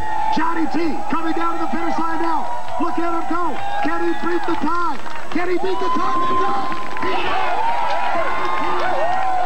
John Tomac setting the time to beat 4:32.89. Then, this run by Jürgen Benecke of Germany, the defending World Cup downhill champion. And Benecke is flying. I have a lot of pressure on my riding now because everybody says, oh, this guy won the World Cup last year, so he has to do it the same stuff this year. And it's not too easy for me because it's changing everything. Everybody's watching behind me and, oh, what is he doing? Last year nobody was knowing me, so it's changing. And everybody is watching as he comes down with this run. It's a beauty, and he beats Tomac's time. I don't care about the second, I just want to win. And what he did today, Jürgen Benecke coming up in first place, John Tomac second, Brian Lopes in third. It has been a great competition for the men's downhill. Coming up next, highlights from the Reebok dual slalom. New car. For the men, it was Yoshihiro Yanagihara of Japan taking advantage of this miscue by Brian Lopes to take the win. Lopes in second. Third place, Insane Wayne Crosdale. For the women, it looked like Missy the Missile Giove had it until this happened. Out she goes off course. Factor. I think some of this dust may be ash from Mount St. Helens a few years ago. You definitely want to be in front. It's going to affect your breathing and your visibility. You won't see obstacles. You may crash or run into an obstacle. All right, a challenging, arduous new course. We're going to be back to kick it off for you from Washington in just a moment. Stay with us. And for the men's side, as we zoom in from the top of the mountain to the starting line for the women's cross-country race, the points look like this. Ruthie Mathis on top, Susan DiMattei second, Sarah Valentine third, and lurking in fourth, Julie Furtado, who won the last 3 races in a row. Here she is with our GT course preview. We're about to race on a 13.5-mile circuit, and most of it's fire road. And we start, and it descends a little bit on a fire road, and it's pretty fast, and it jets out onto a paved road, and then that turns into a single track climb, which is real steep, hard to make actually. And then that just keeps climbing and turns into fire road and rolls for a long time. It's just a high-speed fire road. You make a sharp right-hand corner that's hard to navigate unless you're in the right gear and you approach it correctly. And then that starts a pretty long climb, single track. It's real pretty. The trees are overhanging and it's tight. And when you get done with that, then you have a pretty technical, real bumpy, dusty descent.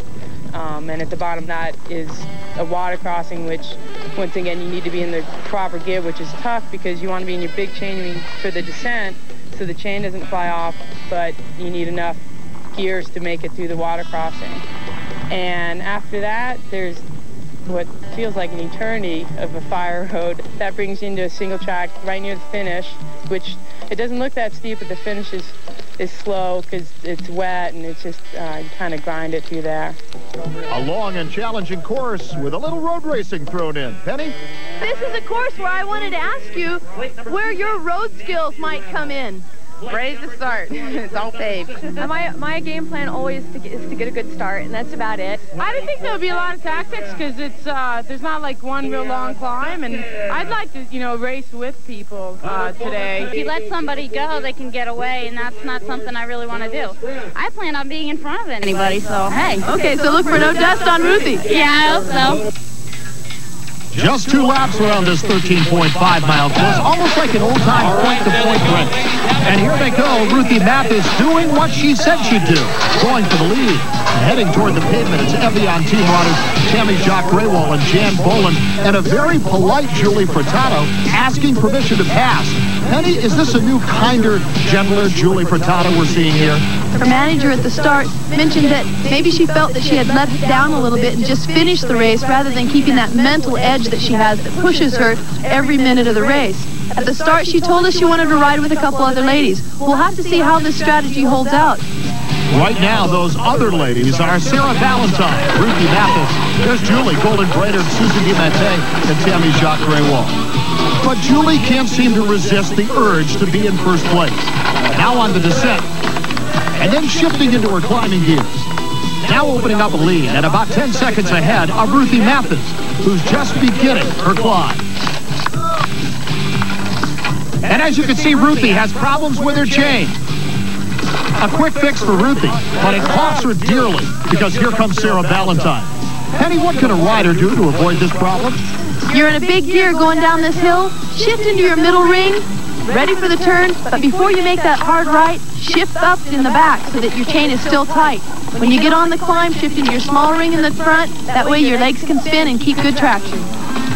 Good traction is just what Julie Furtado needs, headed into the water crossing. Let's watch how differently the riders handle this obstacle. A little slip for Julie there. Now Ruthie Mathis coming through, powering. Third place, Sarah Valentine through the water. Well, almost. And Tammy Jacques Greywall. Not quite enough speed, and that costs her a loss in momentum. Golden Brainerd taking the high, dry line and pulling away from Susan DiMattei, who's struggling to stay in contact with the leaders. Typically, we know who's where. I mean, I might not know exactly how far in front of me somebody is or how far behind, but you get a feeling for it, and I'm not anticipating it's a disadvantage. View now is Julie Furtado at the end of this first lap. Can't quite yet see second place yet, but she's acknowledging the crowd here. In her middle ring, standing up here, powering up this climb. Here she is, about 30 seconds back. Ruthie Mathis coming up. Getting a little bit of shade right here from the crowd. Listen to the cheers. She's only 30 seconds off of Julie. She looks determined. She can hear Julie just going through the start-finish. One more long lap to go for Julie Furtado. Crossing the stripe as we look at the Norba officials watering the track, trying desperately to keep the dust down. And here comes Ruthie Mathis, working hard, trying to keep Julie in her sights, but also knowing that Julie has won roughly 95% of her races over the past 3 seasons, something she attributes in part to luck. There is a lot of luck in terms of how you feel on race day, and I've been fortunate, and some days I felt better than others. Some days it's been a real struggle, and people I don't think realize that. And I've been real lucky to get a lot of the wins I've gotten. The very lucky Julie Furtado and a very determined Ruthie Mathis. And here her chain comes off again as the drama unfolds. Ruthie going to work. And we watch in a very quick 9.8 second pit stop. But it again costs her time to Sarah Valentine. And she's being chased by Sherry Kane and Tammy Jacques Greywall.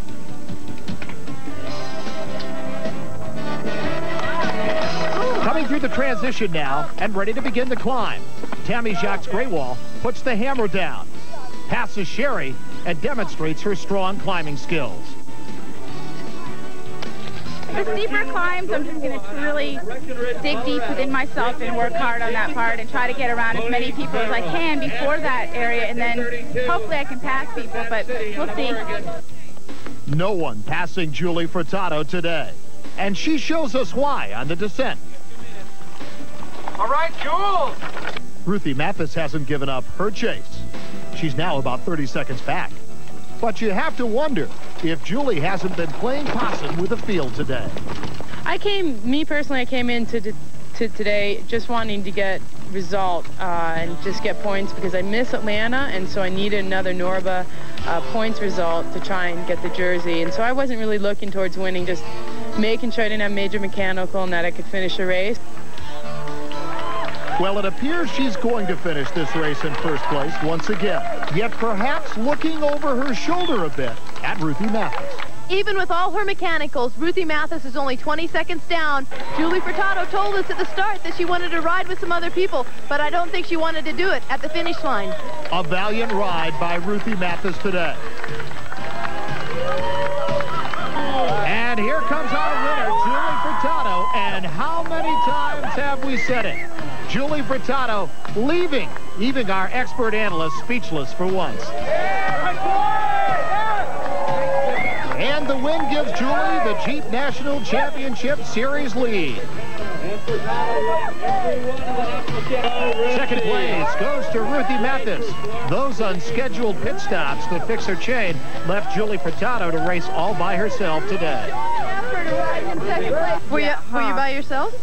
I dropped it on the climb here, and then I was by myself. And that was better for me because I was doing all the pulling anyway, and so my tactic to stay with people really wasn't a good idea because people weren't going to help me work, so.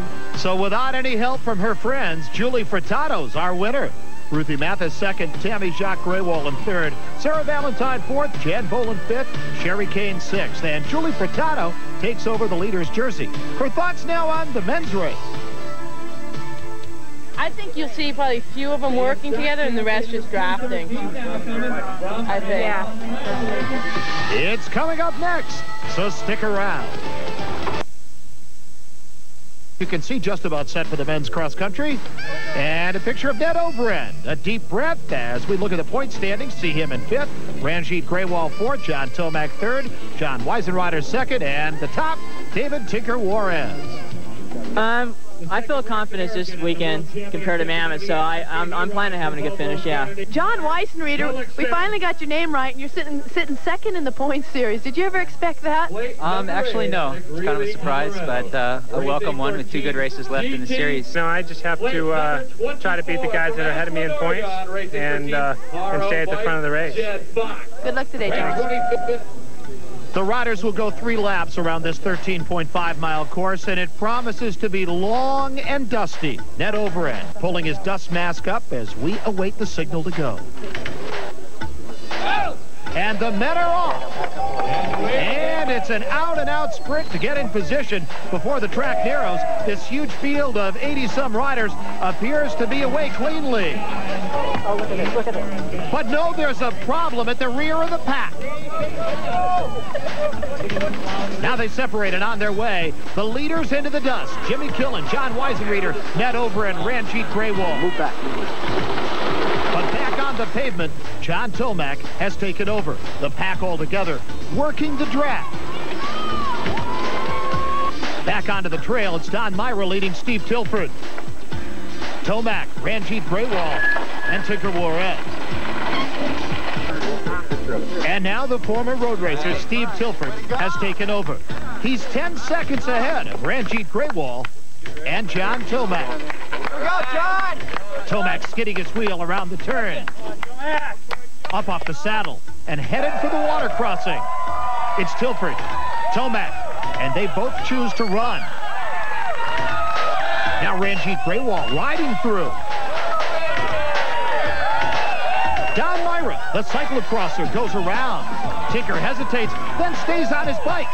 And he's caught by Mike Closure. Into the stadium for the end of lap 1. The lead pack all together again. Ranjit Graywall, John Tomac, Steve Tilford, Tinker Juarez, and Mike Closure. Ranjit now looks back at John Tomac, but no one's making a move yet as they head for the pavement and penny. All right, Mike Closure's still in the lead here. Steve Tilford trying to get the whole shot on him for the single track. They're fighting for it. Mike Closure wins. Steve Tilford has to get off. John Tomac eating the dust of that little explosion. Ranjit Graywall, Tinker Juarez round out our top 5, heading up this really steep, loose single track. After 1 lap, you can see that the racers are adjusting their race strategy to the nature of this course. It's going to be a long race, 3 hours. No one wants to go off the front by themselves at this early in the game. But there are 2 large groups of racers who are pacing each other and maybe getting some draft off those long downhill sections. The lead group is going to be working harder than the second chase group. The mission of the second chase group is just to catch the first group. They're going to be going at a steady, even pace. The first group, on the other hand, is going to be surging and pulling back, watching people make their moves and then deciding not to go with them. So they're going to be using more energy than the second chase group. Look for the people in the second group to make their moves later on in the race and maybe end up on the podium. But John Tomac's not waiting. He's made a break on the descent, and he quickly opens up 6 seconds on Ranjit. Johnny T on the attack. He told us at the start that he needs to win today. He's had a chance to see how he feels, to measure up his competition. We'd expect him to come around the corner here first. Here comes John Tomac, but he's not followed by Tinker today. It's Ranjit Graywall right on his wheel.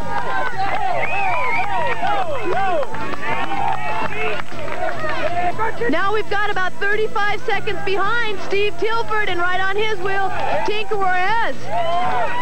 Tinker's showing a little bit more dust than Steve. Steve's having a great year, but it's been a little bit common for him to fall off towards that last lap. We'll have to see if he can hold it. Up front, the chess game continues between Tomac and Ranjit Grewal. The question, when to make your move. Well, it's hard to tell. You're kind of measuring each other. You don't really want to show your cards until it's really the time. But sometimes it can be a real subtle thing, you know. If he's not quite going as fast as you over a roller, you know, you might notice that and not let him know that. And then all of a sudden, on one climb, just, you know, really put the pressure on him. The pressure building, not only up front with Tomac and Grewal, but from behind, as Steve Tilford has hooked up with Tinker Juarez, and they too are on the attack. As are John Weisenreiter and Mike Clozier. The person who has the most to gain from a win today is John Tomac. He already has 2 wins. He's going to want to cap it off with a 3rd, so when he goes into the finals, he's looking good.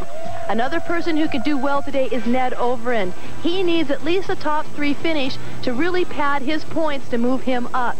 John Tomac looking good, Tinker Juarez always consistent, and Ned Overend needing to move up. As the riders move up on this club, let's take a break. We'll be right back with the finish in a moment.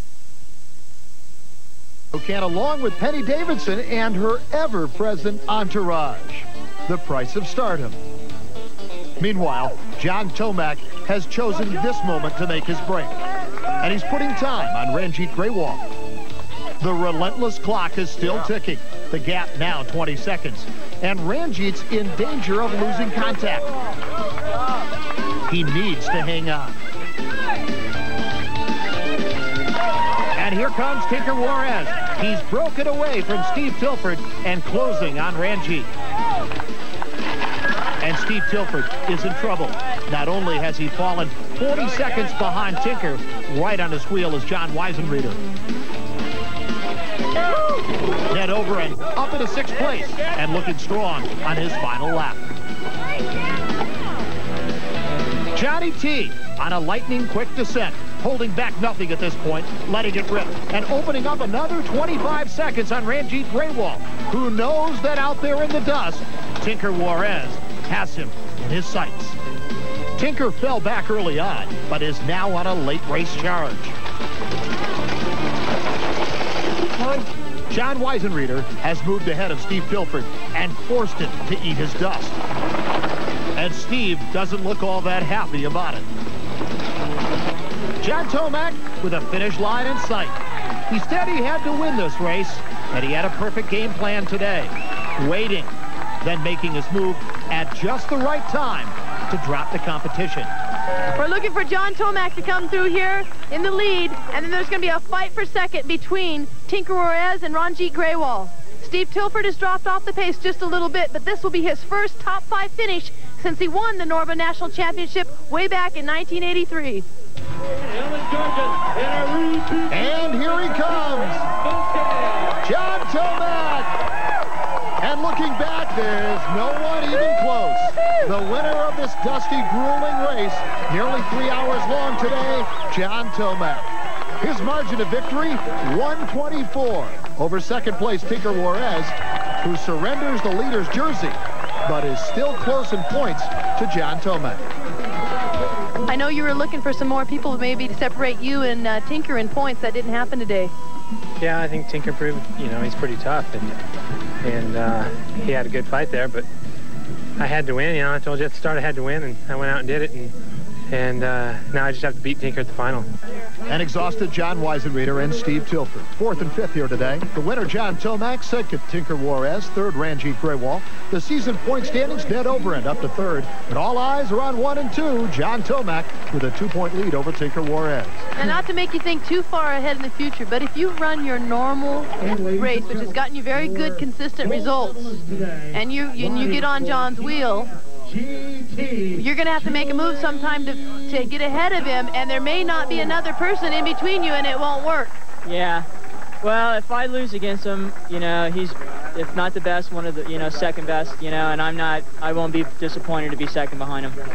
Now for a report on the GT Downhill, here's my ESPN broadcast partner, Dave Cullinan. So, Johnny T, winning the cross country, doing the downhill thing. How's it feel? How's the legs feeling? A little bit tired. Yesterday was a 3-hour race, so that took a little bit out, but I think I can fake it for 4 minutes. As he comes into view, Raleigh Tioga John Tomac is going really fast, hitting every turn perfectly, hanging that leg out for balance, getting that foot back in the pedal, preparing for the next turn. He wants to stay inside on every turn. Nice, smooth turns is what's going to make him be the fastest guy here today. As he comes into the last corner through the rhythm section, drifting out wide, sprinting to the line. He needs to be under 4 minutes. 359.40! Get better than leader! Johnny T in the lead! Well, with Tomac coming across the it was Terry Tennant taking the win with the Dos Equis Barracuda twins. Jimmy Kite and Eric Carter duking it out for second and third. Earthquake Jake Watson was fourth. This is to see who is going to be the high man on the Barracuda totem pole tonight. Jimmy Kite and Eric Carter are going to arm wrestle to see who gets the top bunk in the bed tonight. Winium carbon fiber, metal matrix, dual suspension, disc brakes, 60-tooth chain rings. What does all this mean? Let's find out. Red car's ready! Blue car's ready! The riders contribute greatly when they come back after each ride. We're continually testing and redesigning parts. I'm using a 6011, and that's about 40 feet per revolution. Thermoplastic matrix carbon fiber swing arm. FFS, fastest front shift, grip shift. It's a 15mm diameter wide axle. Gives 3 times the amount of surface contact. Air sprung, hydraulically dampened rear suspension. My secret weapon is my Actitech Pro Shock on the front end. The sweet spot. Coda Magic CRC machine crank. Chain tensioner. Clipless pedal system.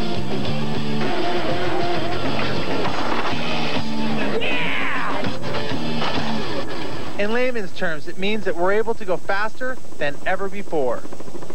And faster at the Reebok Eliminator means very, very fast indeed. Semifinals for the women coming up. Penny Davidson going up against the Canadian Cindy Devine. Penny carries from the first run an advantage of 1.13 seconds. Here we go, Dave. A very important matchup right now. Penny Davidson, the very great technical rider. Cindy Devine, really a power rider. Well, the first run we saw Penny Davidson get off to an early lead and be the aggressor. I think the second time down, Cindy Devine is going to have to be the aggressor. She's down 1.1 seconds, so she's really going to have to put it to Penny in the second run. That's right. Right now, she's got to make her move. There is no tomorrow right now for Cindy Devine. She jumps into the lead. Right now, Penny Davidson just watching her, keeping an eye on Cindy, making sure she doesn't get too big of a lead on her. This is where Penny Davidson seems to be so dangerous, such a fine rider. She can get right into that draft and hang on. Right now, I think Cindy Devine has simply got a loser. Well, exactly. Cindy Devine's going to have to try to outride her because Cindy is a little bit stronger than Penny, and she's a little bit bigger gal, so Penny's just going to give it everything she has just to stay on her wheel. But Cindy Devine right now trying to dig down deep, David, as deep as she has ever gone before. Will it be enough? You know, right now, Cindy Devine knows that she's got to beat Penny by 1 second or more. She's giving it everything she has, and Penny's just trying to keep her close. But she can't shake Penny loose. She'll come up with a victory, but it's not by enough of a margin. Davidson will advance. Into our next semifinal run right now. This will determine who will go up against Penny Davidson. Cindy Whitehead, the local gal, and the German champion, Regina Stiefel. On course right now, there's a lot of pressure on Cindy Whitehead, David, but I gotta ask you, she knows the course, she's a local gal. Is that not an advantage? Well, I think she has a big advantage in knowing the course, Peter, but the problem is Regina is just so powerful. Cindy, you can see right there, is so gutsy at the top. Really gets out to a big lead, but she knows on the power section at the bottom of the course, Regina is going to be there. She's got to let it hang out right now on a track that is absolutely alive with danger. Cindy Whitehead has got to ride right on the edge.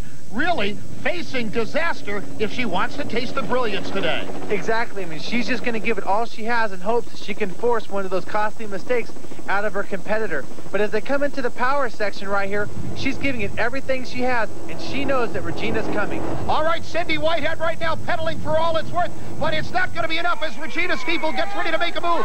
She has passed her right now. That's going to be so tough for her to come back from. Remember, Regina had a 1.69 second advantage. Cindy right now is just trying to figure out a way to get by her. She knows that Regina does have more power, and she is behind, but she actually knows she's even further behind because of Regina's 1.6 second advantage. She's hoping for a mistake. It's not going to happen. Regina waving her fist. She knows she's going on to the finals. Now you're in the finals. I know we can't see that big smile, but it's there. You're happy, right? Yeah, I'm so happy. What about fatigue now? Are you tired? Yeah. Yeah? Yeah. I'm this morning. I hope I have the power for the next race for the #1. All right, ready to go up to two gentlemen with a lot of power. Jürgen Beneke and Francois Cachet. Ready to go with his second run. Very important because the pressure right now, David, is on the Frenchman. He had those equipment problems in the first run. Francois got that derailleur fixed, and he knows that he has got a big advantage to make up on Jürgen, but it's possible. A lot of the riders have gone down in later parts of the course, and Francois is flying. Look at him carry that speed around, but this guy's riding like a man possessed right now. He knows he can do it. All he has to do is force Jürgen into one mistake, and he's going to be in the finals.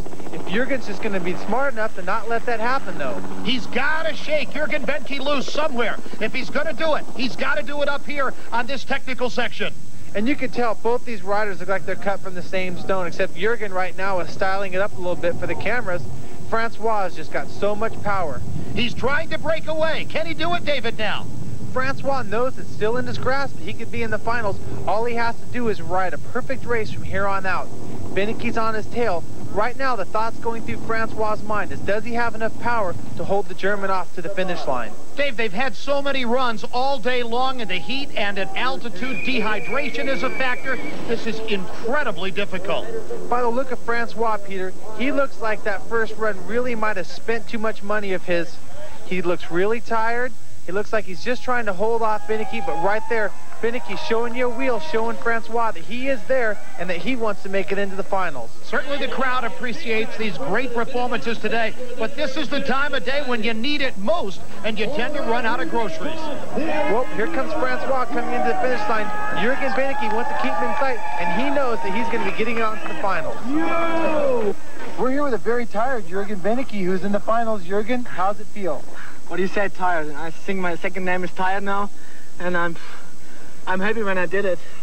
There are 2 more runs to go, and I have to concentrate me, and it's hard to motivate for everyone.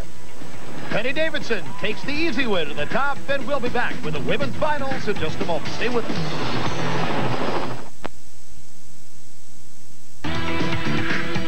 This Pro Racing Tip is brought to you by Mountain Dew. When approaching the Reebok drop-off, the riders got 2 things in mind. They want to keep their bike low while keeping their speeds up. They want to be on the ground as soon as possible so they can already start to continue pedaling. Standing by with Missy Giove down here at the finish line. Missy, first of all, it's been a tough weekend for you. I know you're pretty banged up from going off a small cliff the other day. Yeah, I got a front flat going 50 and went off the cliff in practice, but that's part of it. Okay. Let's talk about this women's final competition. Should be good. 2 really different styles, right? Yeah, very different. Regina Stiefel's strength is her fitness, and Penny Davidson's strength is her handling skills, and they're going to be leading on different parts of the course. And I think we'll see a sprint to the finish down here because it's going to be tough. They're going to be both motoring, both going, maxing out, going 100%. All right, get feeling better, miss. Thanks for talking to us. We're going to go up to the top for the dramatic conclusion of the women's event. Oh, Regina, no way. 30 seconds. Good luck. Good luck, Regina. Coming up now, the women's finals. Penny Davidson, Regina Stiefel. Should be a terrific matchup. 2 very different styles. Ready to go. Here we go, the first run of the finals. Penny Davidson, quite frankly, Dave, has to get a lead right here on the tough, tricky technical section. The course, almost 4 miles long. Well, Penny knows that Regina's strong point is going to be the lower part of the course, the power sections. Her goal is to get a big lead at the top in hopes that Regina will not be able to catch her. Internationally, Penny Davidson really is one of the best bike handlers. She's got to let it run right here. She's got to make a move. She's not doing it yet. Regina's still in control of the race. I think she's just playing it nice and cautious, Peter, waiting for the part of the course where she can stretch a lead, maybe coming out of one of the sections, applying a little bit of quickness versus Regina's power. When you slice through the wind like this, as you watch Penny make a move, you're oblivious to everything else in the world.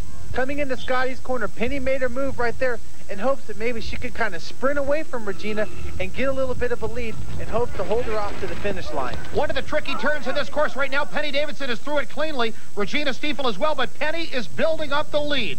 That's what she's got to do now. Aerodynamic, low, and really right on the edge. Penny, having her advantage of being a better technical rider, knows that Regina's going to have to pedal harder to keep up with her. And this little strategy is just to hope that she can wear Regina out for that tough flat section coming up. Penny Davidson now coming through the straightaway. Very fast, very fit, looking over her shoulder. In this area, you could reach speeds of more than 50 miles an hour. Now they're coming on through the chicane right here, and this is Penny Davidson looking back. She sees that Regina is still behind her. Watch the speed through this corner. They are flying through here. Penny Davidson still in the lead, kicking up all that dust right now. That can't be helpful. That's got to really hurt your vision too, Dave. Well, that's the advantage of being in front, Peter. You get a clean course. You get to see all the bumps. When you're in back, you get dust kind of in your way. It's really tough to pick out all those braking bumps. Certainly Penny Davidson knows that Regina is very close behind, and while Penny's in the lead, she hasn't been able to drop her. Well, Peter, I can see Penny looking down a lot at her bike. Maybe there's something wrong, and as she approaches the jump right here, this is where it could be trouble. Well, she's okay, but she loses that pedaling power. I mean, she has been looking down. There's either something wrong with the bike or that she's tired, or maybe she just knows that Regina is coming on strong. The fatigue late in the day, breaks of concentration. Regina Stiefel is going to take it now as she makes a move around that corner. Penny Davidson now in second place. The pressure is on her right now. As they come around this corner, Peter, there's a big flat section with a little uphill in it, and that's where the power is really going to be turned on by Regina. Penny is giving it everything she has to keep her in her sights. Remember, Regina Stiefel is also a very fine cross-country competitor on a mountain bike, too. She's extremely fit. Penny Davidson this year has ridden mostly downhill. And right now, Peter, she's got only one straightaway left before the final turn. She has got to let it all hang out, but there is something wrong with her bike. She's looking down. Regina Stiefel is not looking back, though. No question about it. Regina Stiefel coming to the finish line right now with what looks like the victory. This has been a fine performance for Penny, despite the pedaling problem. And Regina's going to take it by 1.1 seconds. Okay, another great race, Penny, but that time just coming up a little bit short.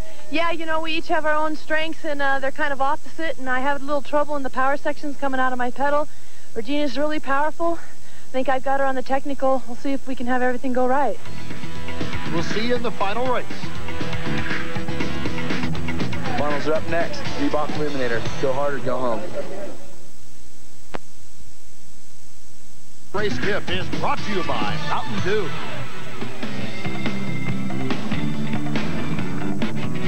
This is it. This is the most crucial point of the race. This is where a rider has to make a decision of when they're going to win it. They've got 45 seconds to go to the finish. They've got to make their move here. After so many runs today, it has come down to this, the finals for the men. And Cully, it is a dramatic finals between an American and a German rider. Well, basically, it's a tale of two champions. We've got Jürgen Benecke, the World Cup champion, Miles Rockwell, our returning Reebok Eliminator champion. I think it's going to be an awesome final. Ready for hold? Awesome final indeed. Our defending champion, Miles Rockwell, and the German, Jürgen Benecke. And from the top of Mammoth Mountain, 11,000 feet, takes courage just to look down for a lot of people. Miles Rockwell, well, does he have the legs right now? We'll see. He comes out to a very quick start.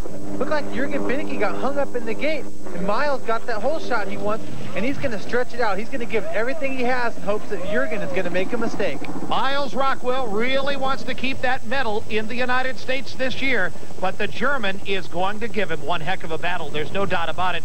Jürgen Benke has been extremely strong in the World Cup circuit this year.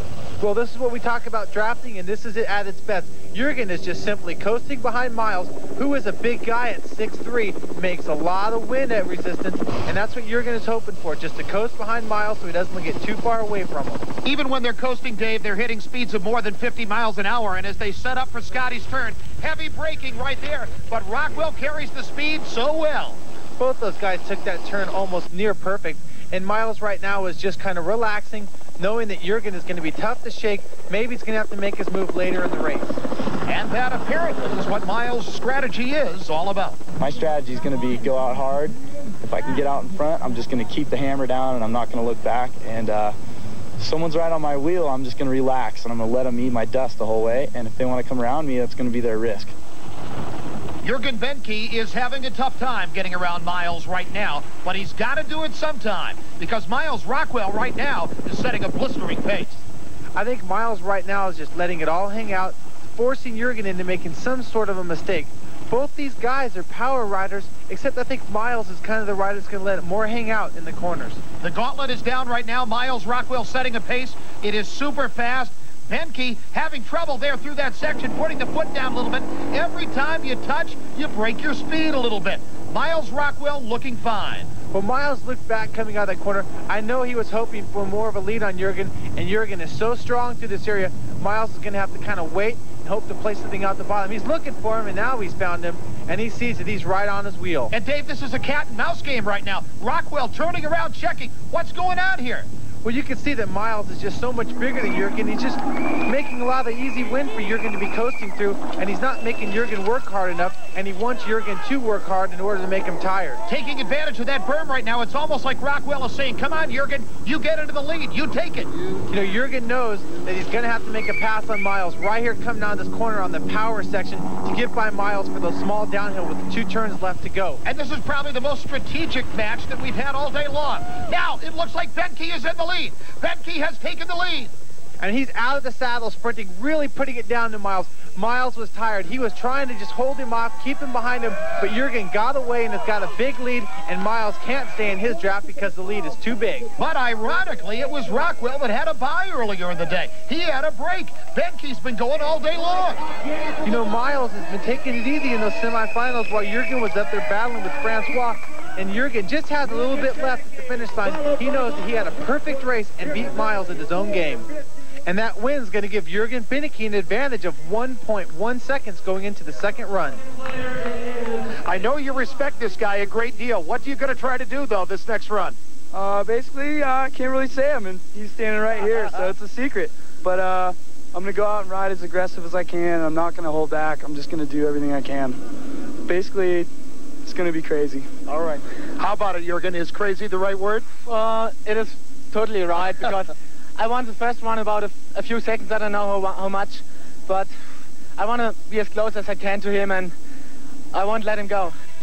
So the European champ has it cooking in California, and the women's final run next.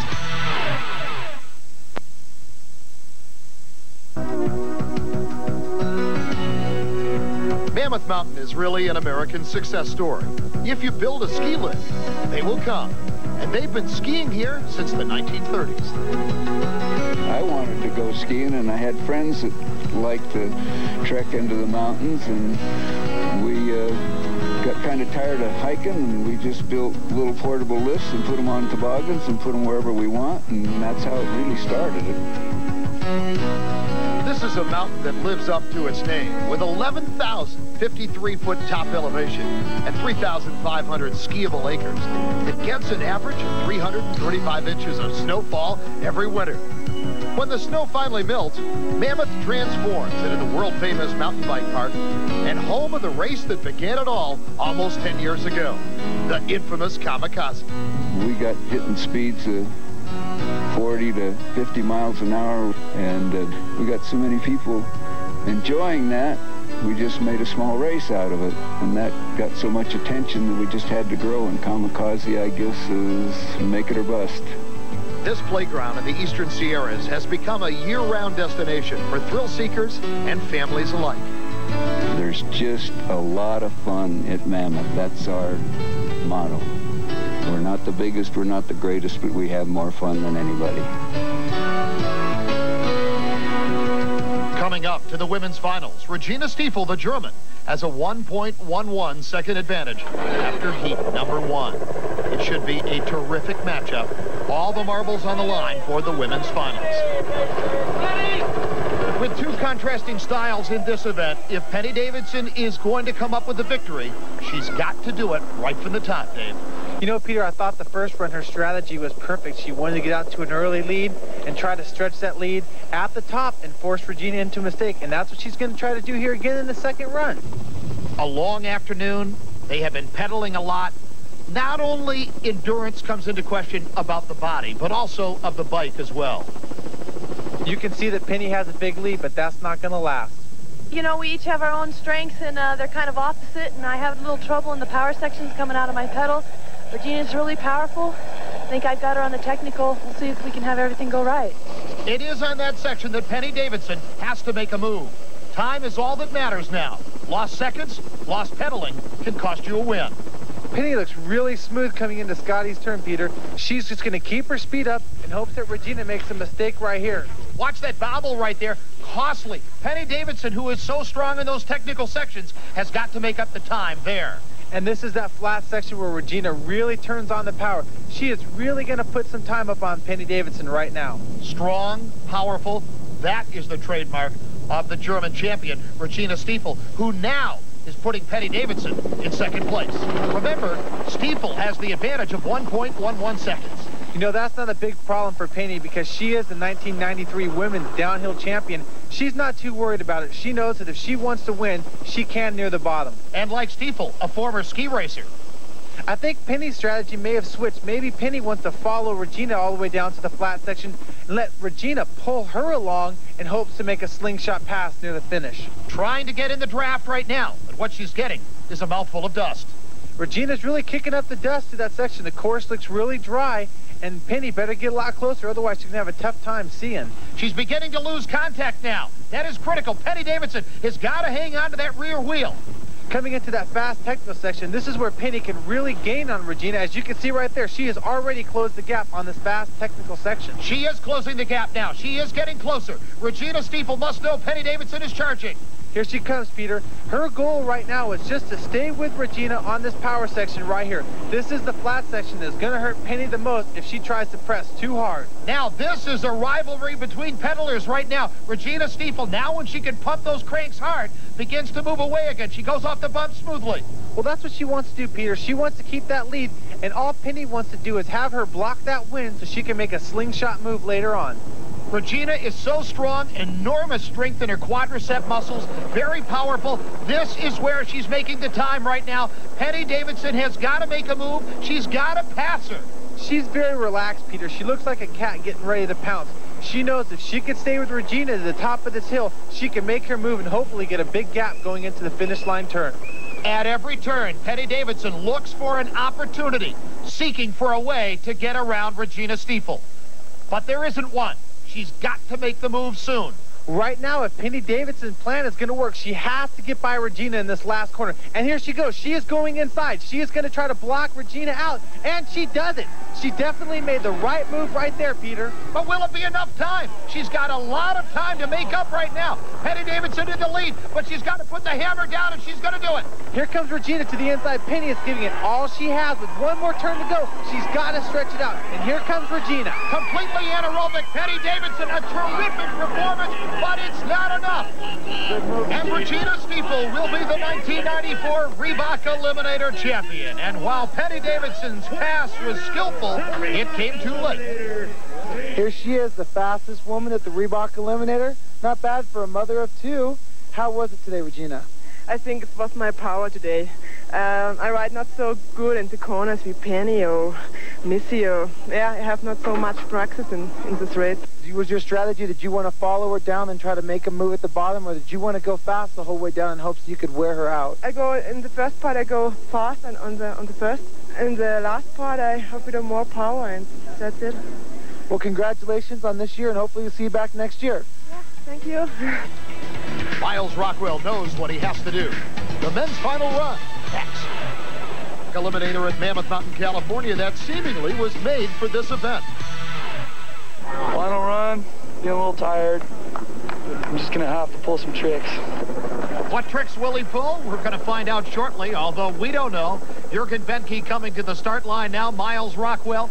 Miles is the defending champion of the Reebok Eliminator. Dave, over the years, he's made a lot of dramatic comebacks. Oh yeah, Miles is one of those guys you can never count out until it's all said and done. He's a very smart and very good tactical rider. Miles Rockwell has got to be on the edge right now. He grew up not far from here in Fairfax, California. Now he leads the German out, but he's got to let it go. He's got to do it at this very moment. You know, Peter, all these guys right now have left in them is just pure adrenaline. I remember when I was in the finals a couple years ago, you can't feel any pain, you can't feel anything in your arms right now. All you're doing is concentrating, and that's exactly what Miles is doing right now. He's giving it everything he has to keep Jürgen behind him. It looks like to me with him looking back, he's either given up or something. Look at that. Look at this. Unbelievable. He's like, take the bait, take the bait. I can't believe it. I think he got past the harder part of the course, and now that they're on the coasting section, I think he's hoping for Jürgen to get by him, and maybe he could suck some wind off Jürgen. Maybe this is some of the tricks he talked about. Kind of reminds me of ski racing and the Franz Klammer run in '76. You got to be right on the edge. You got to risk disaster if you want to come up with a gold medal. They've slowed down a lot here now. Yeah, Miles has definitely slowed down. He wants Jürgen to take the lead, and that's what he's trying to do. He's trying to get Jürgen to go by so he can draft him. Not only an anaerobic nightmare, but this is where the mental tactics come in too.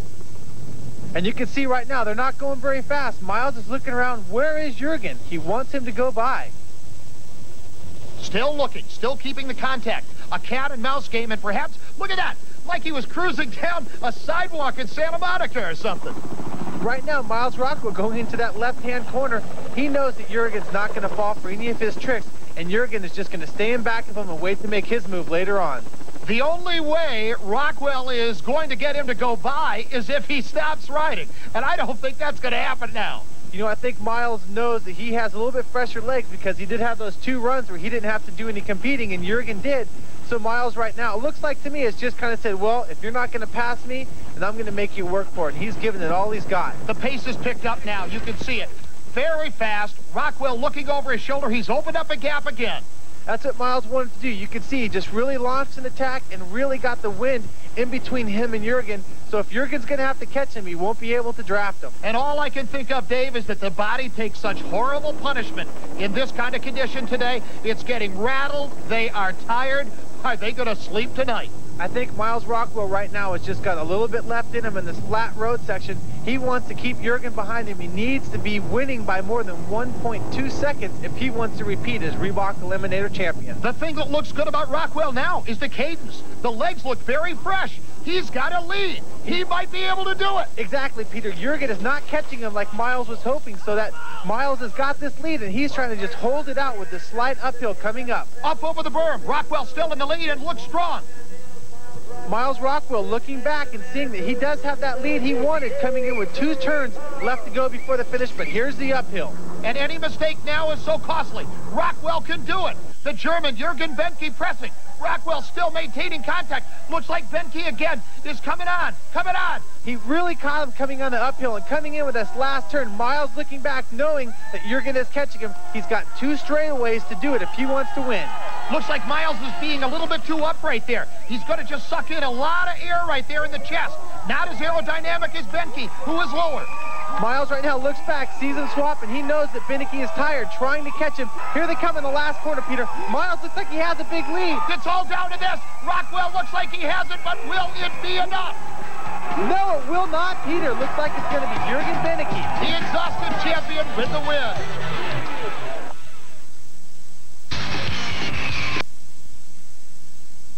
So, at one bad turn, and Mike took a big gap, and he was far away. And at the closest gap, and it was so hard, because he kept paddling everything he could, and he did great turns, and I don't know how much seconds I was so close. I think when you came to the finish line, you didn't realize that, in fact, you had done it. No way, never. And was the hardest one event of the day the last run? It was the hardest event in my life. Hey, congratulations. Thanks, a great job. Well, in ski racing, the great venue is the Hahnenkamm. In car racing, perhaps Indy. But when they talk about downhill racing, it's the Mammoth Kamikaze.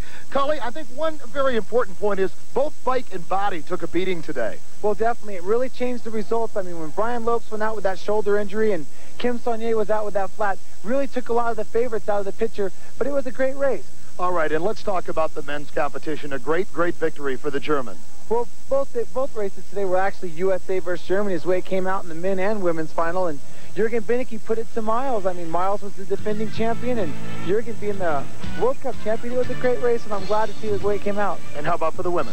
The women was even better. I mean, with Kim Saunier out, nobody really thought who would be the favorite. Regina Stiefel really put it to Penny Davis in the last race. All right. It's been a breathtaking competition. Thanks so much for joining us, everybody. For Dave Cullinan, I'm Peter Gray, saying so long from Mammoth Lakes, California. The Reebok Eliminator.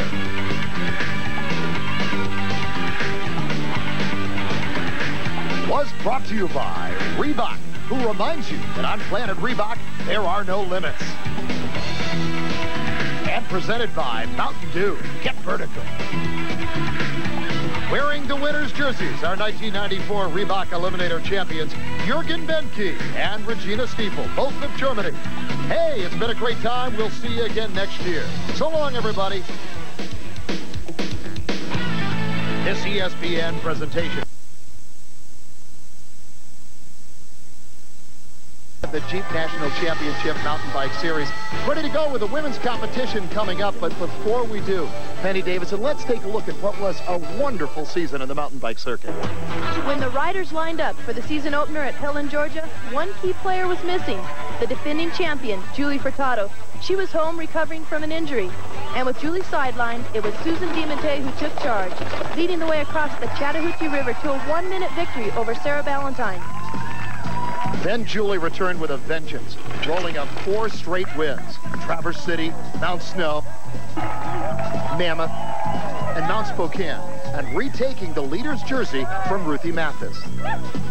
Ruthie's been tough all season long, riding with incredible determination, overcoming mechanicals and gaining fitness each race. But barring a problem for Julie, she'll have to settle for runner-up position. Nothing to be ashamed of. While Julie and Ruthie seem to have a lock on that 1 and 2 position, Penny, what's the status for that 3rd spot? Well, here's where it gets interesting. Sarah Valentine and Susan DiMattei are tied for 3rd, and Tammy Jacks Graywall is just 9 points behind. These 3 ladies have battled for position on the track all season. I look for it to continue today. Okay, thanks, Penny. We'll be watching. Now let's go on board with 6-time national champion Ned Overend for our GT course preview. It starts out with a fast sprint down a road section, and then you dive onto a single track, and it's important to have good position there because it's hard to pass once you get in there. Then it comes onto a road, and there's a long climb on a kind of an open fire road that rolls up towards the top of the mountain. You come out on top, and then it's important to be in position because you're diving into an extremely dusty, rocky, twisty downhill section, and then you have a flat traverse, and there's a steep run-up in there. It's actually a few steep sections that you have to run up, and then you're basically coming down some open switchbacks to the bottom. And then you start heading up the other side of the mountain after coming through the start-finish area, and there it's a granny gear climb almost the entire way up. You peak out again at the top of the mountain. You come down some twisty fire roads. Then you break into a very dusty, rocky section with drop-offs. Again, it's just kind of dangerous and hard on the bike. And then you break down onto some fast switchbacks, which take you back down to the start-finish area. Thanks, Ned. Now as the women get set, here's Penny at the start line. Ruthie, you guys are a little confused on the start loop. I think everything's a little bit confusing today. We're not sure which loops we're going to do. I have no idea. Where do we go? Oh. California. It's tough when you're in a venue like this and there's all these fences and you don't know where you're going. Okay, somewhere out there.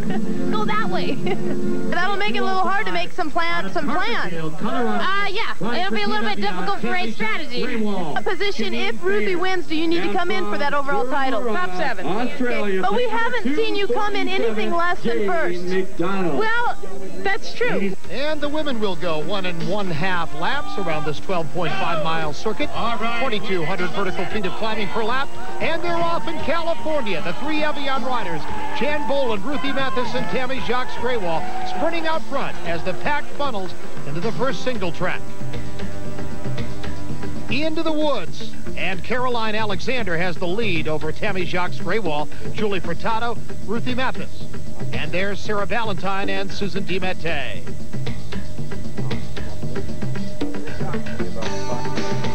Onto the fire row, the top four riders all in a row. Tammy Jacques-Graywall, Julie Furtado, Caroline Alexander, and Ruthie Mathis. Now at the top of the climb, Julie and Caroline have opened up a 10-second lead over the second pack, who don't want to let Julie get away on this long and dusty course.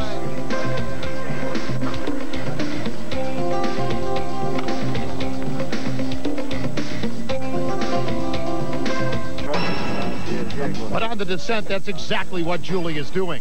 The former ski racer and world downhill champion carving her way down this dusty slope and opening up a 20-second lead over Caroline Alexander. Way to go, Caroline. 20 seconds. All right, Ruthie Mathis, another 10 seconds back. And now Julie is really beginning to pour it on. And you can see the lead she's built up over Caroline Alexander and Ruthie Mathis. Penny, Julie seems to have this race under complete control. Climbing up the second loop on the first lap, Julie Furtado looking well at ease. Ruthie Mathis and Caroline Alexander a good 20 seconds back. But you know, the nice thing here for those two ladies is they're going to be able to see Julie on this climb because it's switchbacks. It's not going to be a long climb where Julie can get away out of sight. So these gals are going to work together and be motivated to try to catch Julie on this climb. You've got Tammy Jacques-Graywall. Talk about motivation. She wants a third spot in this National Championship Series. She is behind 9 points of that third spot. That means she has to place more than 2 places better than Susan DiMattei and Sarah Valentine. She's going to work hard, hoping they're going to fade. And fading is a real problem on these long and brutal climbs in this 85-degree heat. Tammy Jacques-Graywall has now moved ahead of Caroline Alexander as they negotiate this dusty, bumpy section. And Tammy, Caroline, and Ruthie up and over the top.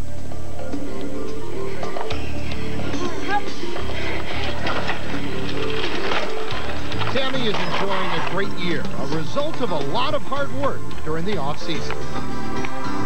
I wasn't climbing as fast as like Julie and Ruthie, and so I worked on my climbing.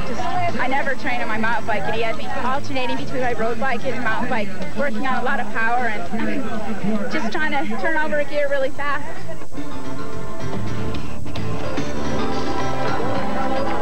On the climb, and we're right on Caroline Alexander's wheel as the second and third place riders head into the stadium, but no sign of Tammy.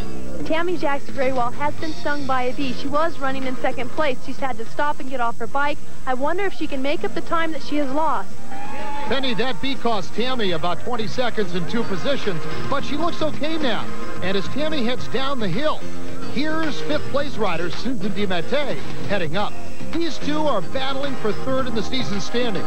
Susan also sits third in the Grundig World Cup points. I'm sitting in third finally, and I have a good chance to at least hold on to it, and a possible chance to grab second if something should go amiss with Caroline. So it looks good for me. I got to be careful and ride a smart race.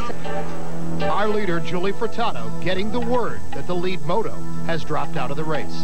You got another guy's going to meet you up above. He'll stay in front of you, but he won't go down the fall line. He won't go down the rough stuff. Julie having no trouble going down the rough stuff and demonstrating why she is considered the greatest female mountain bike racer in the world today.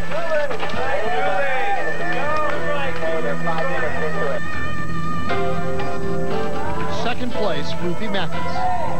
45 seconds back and off in the distance, just coming into view, third place, Caroline Alexander. Caroline's from the United Kingdom, so she's not in contention for national points today.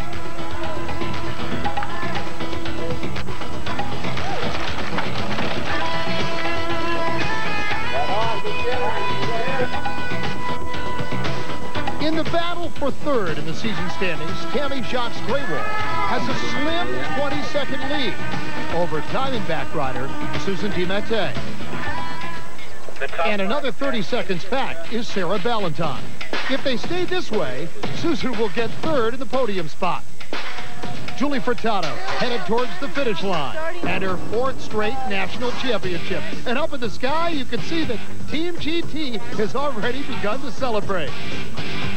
And here she comes up the climb and to the finish line. And is she happy? And after missing the first race of the season, she came back to win 5 straight. And we caught up with her right after the race. It was hard not to go to Atlanta, and then I knew I couldn't have one single bad race from then on because that was my throwout or mechanical. So that was a lot of pressure, and luckily I just felt good on all the Norba races. But it was definitely tough to win this year for me. Onto the podium, Julie Furtado, first place once again today. Ruthie Mathis, second. Caroline Alexander, third. Tammy Jacques Greywall, fourth. And rounding out the top 5, Susan DiMattei. And onto the final point standings, Julie Furtado, our series champion. Ruthie Mathis, runner-up. And third, Susan DiMattei. Here's Susan's thoughts on the men's competition. It's going to be a brutal battle because the men's points are so close in the top 5, top 10. So I think there's going to be a lot of blowing up out there, though. It's very hot, very long race, very dusty, and people are vying for a lot of different positions. You said that so well, I'm a little bit worried for my job. John Tomac, Tinker Warrior, separated by only 2 points. This is what it's all about today. These two men have battled all season long, wheel to wheel, ever since the season opener, where after 25 miles of racing, we saw a 4-man sprint go to Tomac, with Tinker just inches behind in second place. Race number 2, Traverse City, Michigan, and the results were the same. Tomac first, Tinker second. Then came the 2 World Cup rounds in Mount Snow, Vermont, and Mammoth Lakes, California.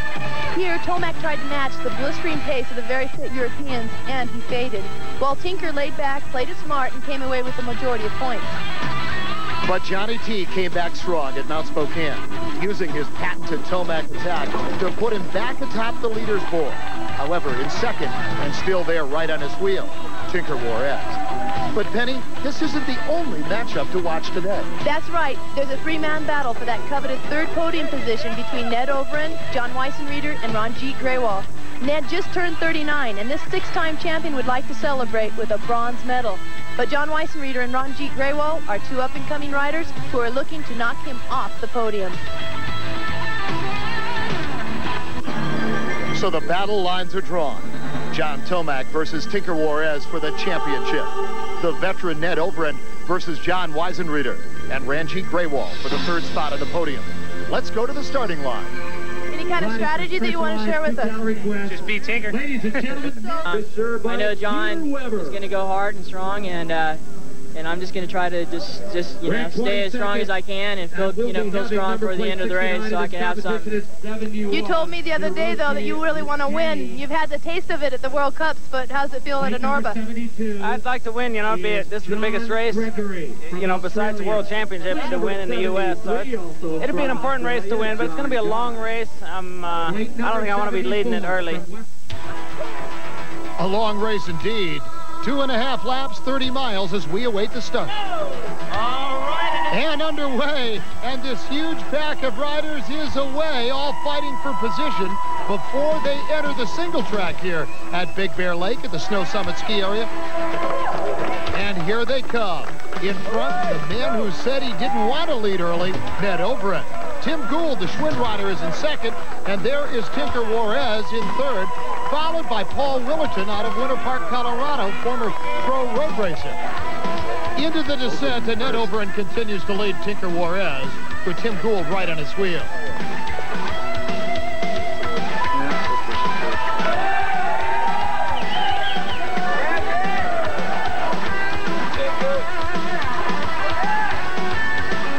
Paul Willerton, the road racer, making a strong showing today in 4th.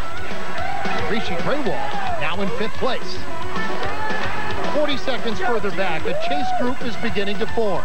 But the big question, where is John Tomac?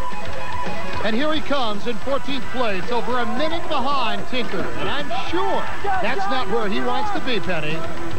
Ned has told us he wants to win today. He said he needed to be in the top 5, and he is. Tinker looked around his shoulder trying to find out where the next person is. I'm sure he's looking for John Tomac. He doesn't see him. Ned Overend told us he wants to win a race, but it's a long and hot race. Maybe he didn't want to go off from the front, but there he is leading this race. He wanted to be in the top 5. He definitely is. The interesting thing here is Tinker Juarez looking around his shoulder at this turnaround, starting this next climb, and not finding John Tomac. John is about a minute and 40 down. Who knows when he'll start closing that gap, but Tomac is known for his attack. But right now, it's local rider Tinker Juarez on the attack, taking over the lead from Ned Overend with Tim Gould right behind. The top 3 appear to be working together, and it's allowed Tinker to open up a 3-minute lead over John Tomac, who I must say appears now to be struggling.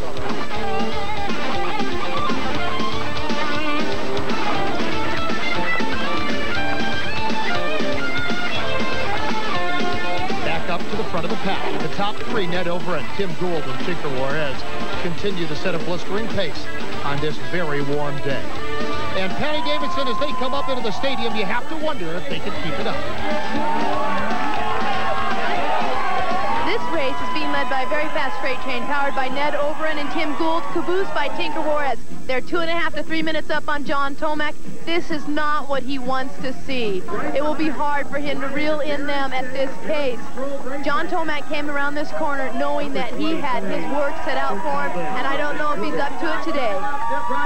It's going to be awfully tough for Johnny T to catch up as Tim Gould begins to pull away from Ned Overend on the climb. Ned said that if Tim tried to push the pace early, he'd let him go. And that's what he's doing. However, Tinker is right where he wants to be on Ned's wheel, letting the veteran set the pace.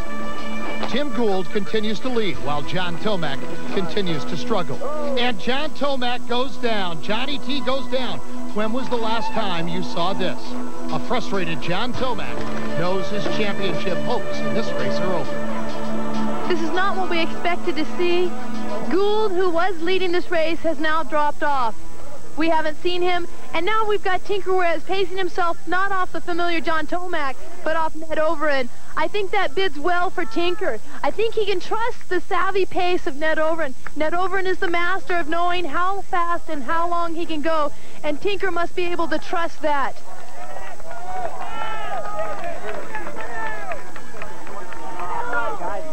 Third place, Paul Willerton riding for Weinman, having a great race. Former road racer for the Saturn cycling team. Yeah. Rishi Graywall with 3/5 of these loops done. Looking good in 5th place, Rishi.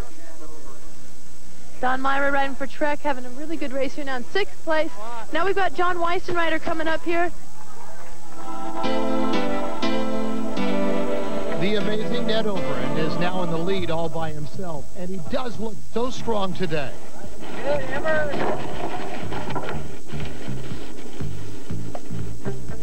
Tinker Juarez dropping back a bit.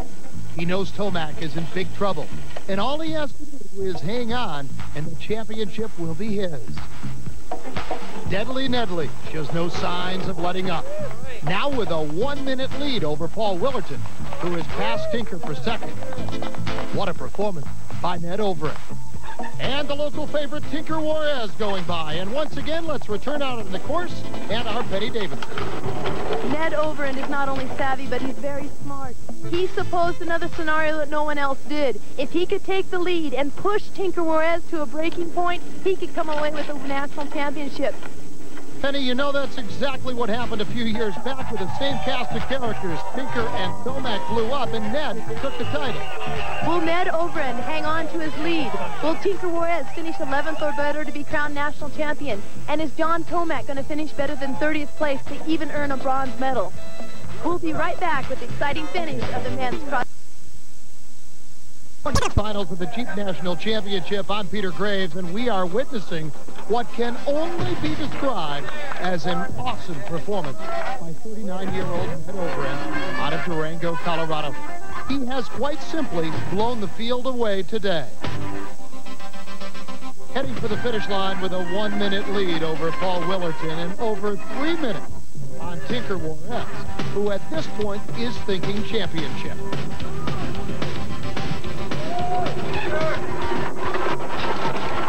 Who would have ever guessed, except for Ned himself, that he would have won with the margin of victory that he has today, and that John Tomac and Tinker Juarez are not even in sight. Ned is going to enjoy this for all it's worth. Ned Overend. Last year there were whispers that he was over the hill. Well, this year he's won 2 World Cup races and now a victory in the national finals. But Tinker was, he was being real careful to hold on to the overall point series. And when I started pushing the pace, he just backed off, you know, and that way he could make sure that he wouldn't blow up. And, you know, he just knew he needed to finish, you know, really in the top 10. Second place, Paul Willerton, the road racer. A terrific race for him today.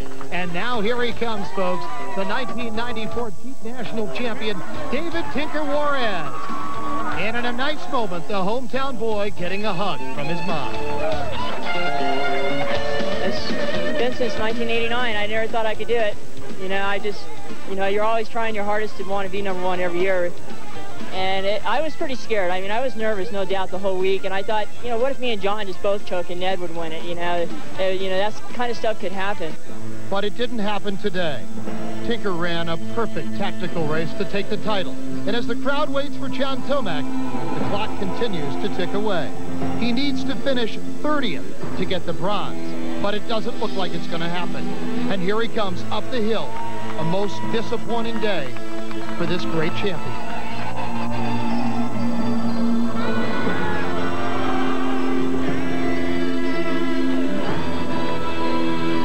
John Tomac powering through, does not want to talk to anybody. You know what? I feel sorry for all his downhill competition tomorrow.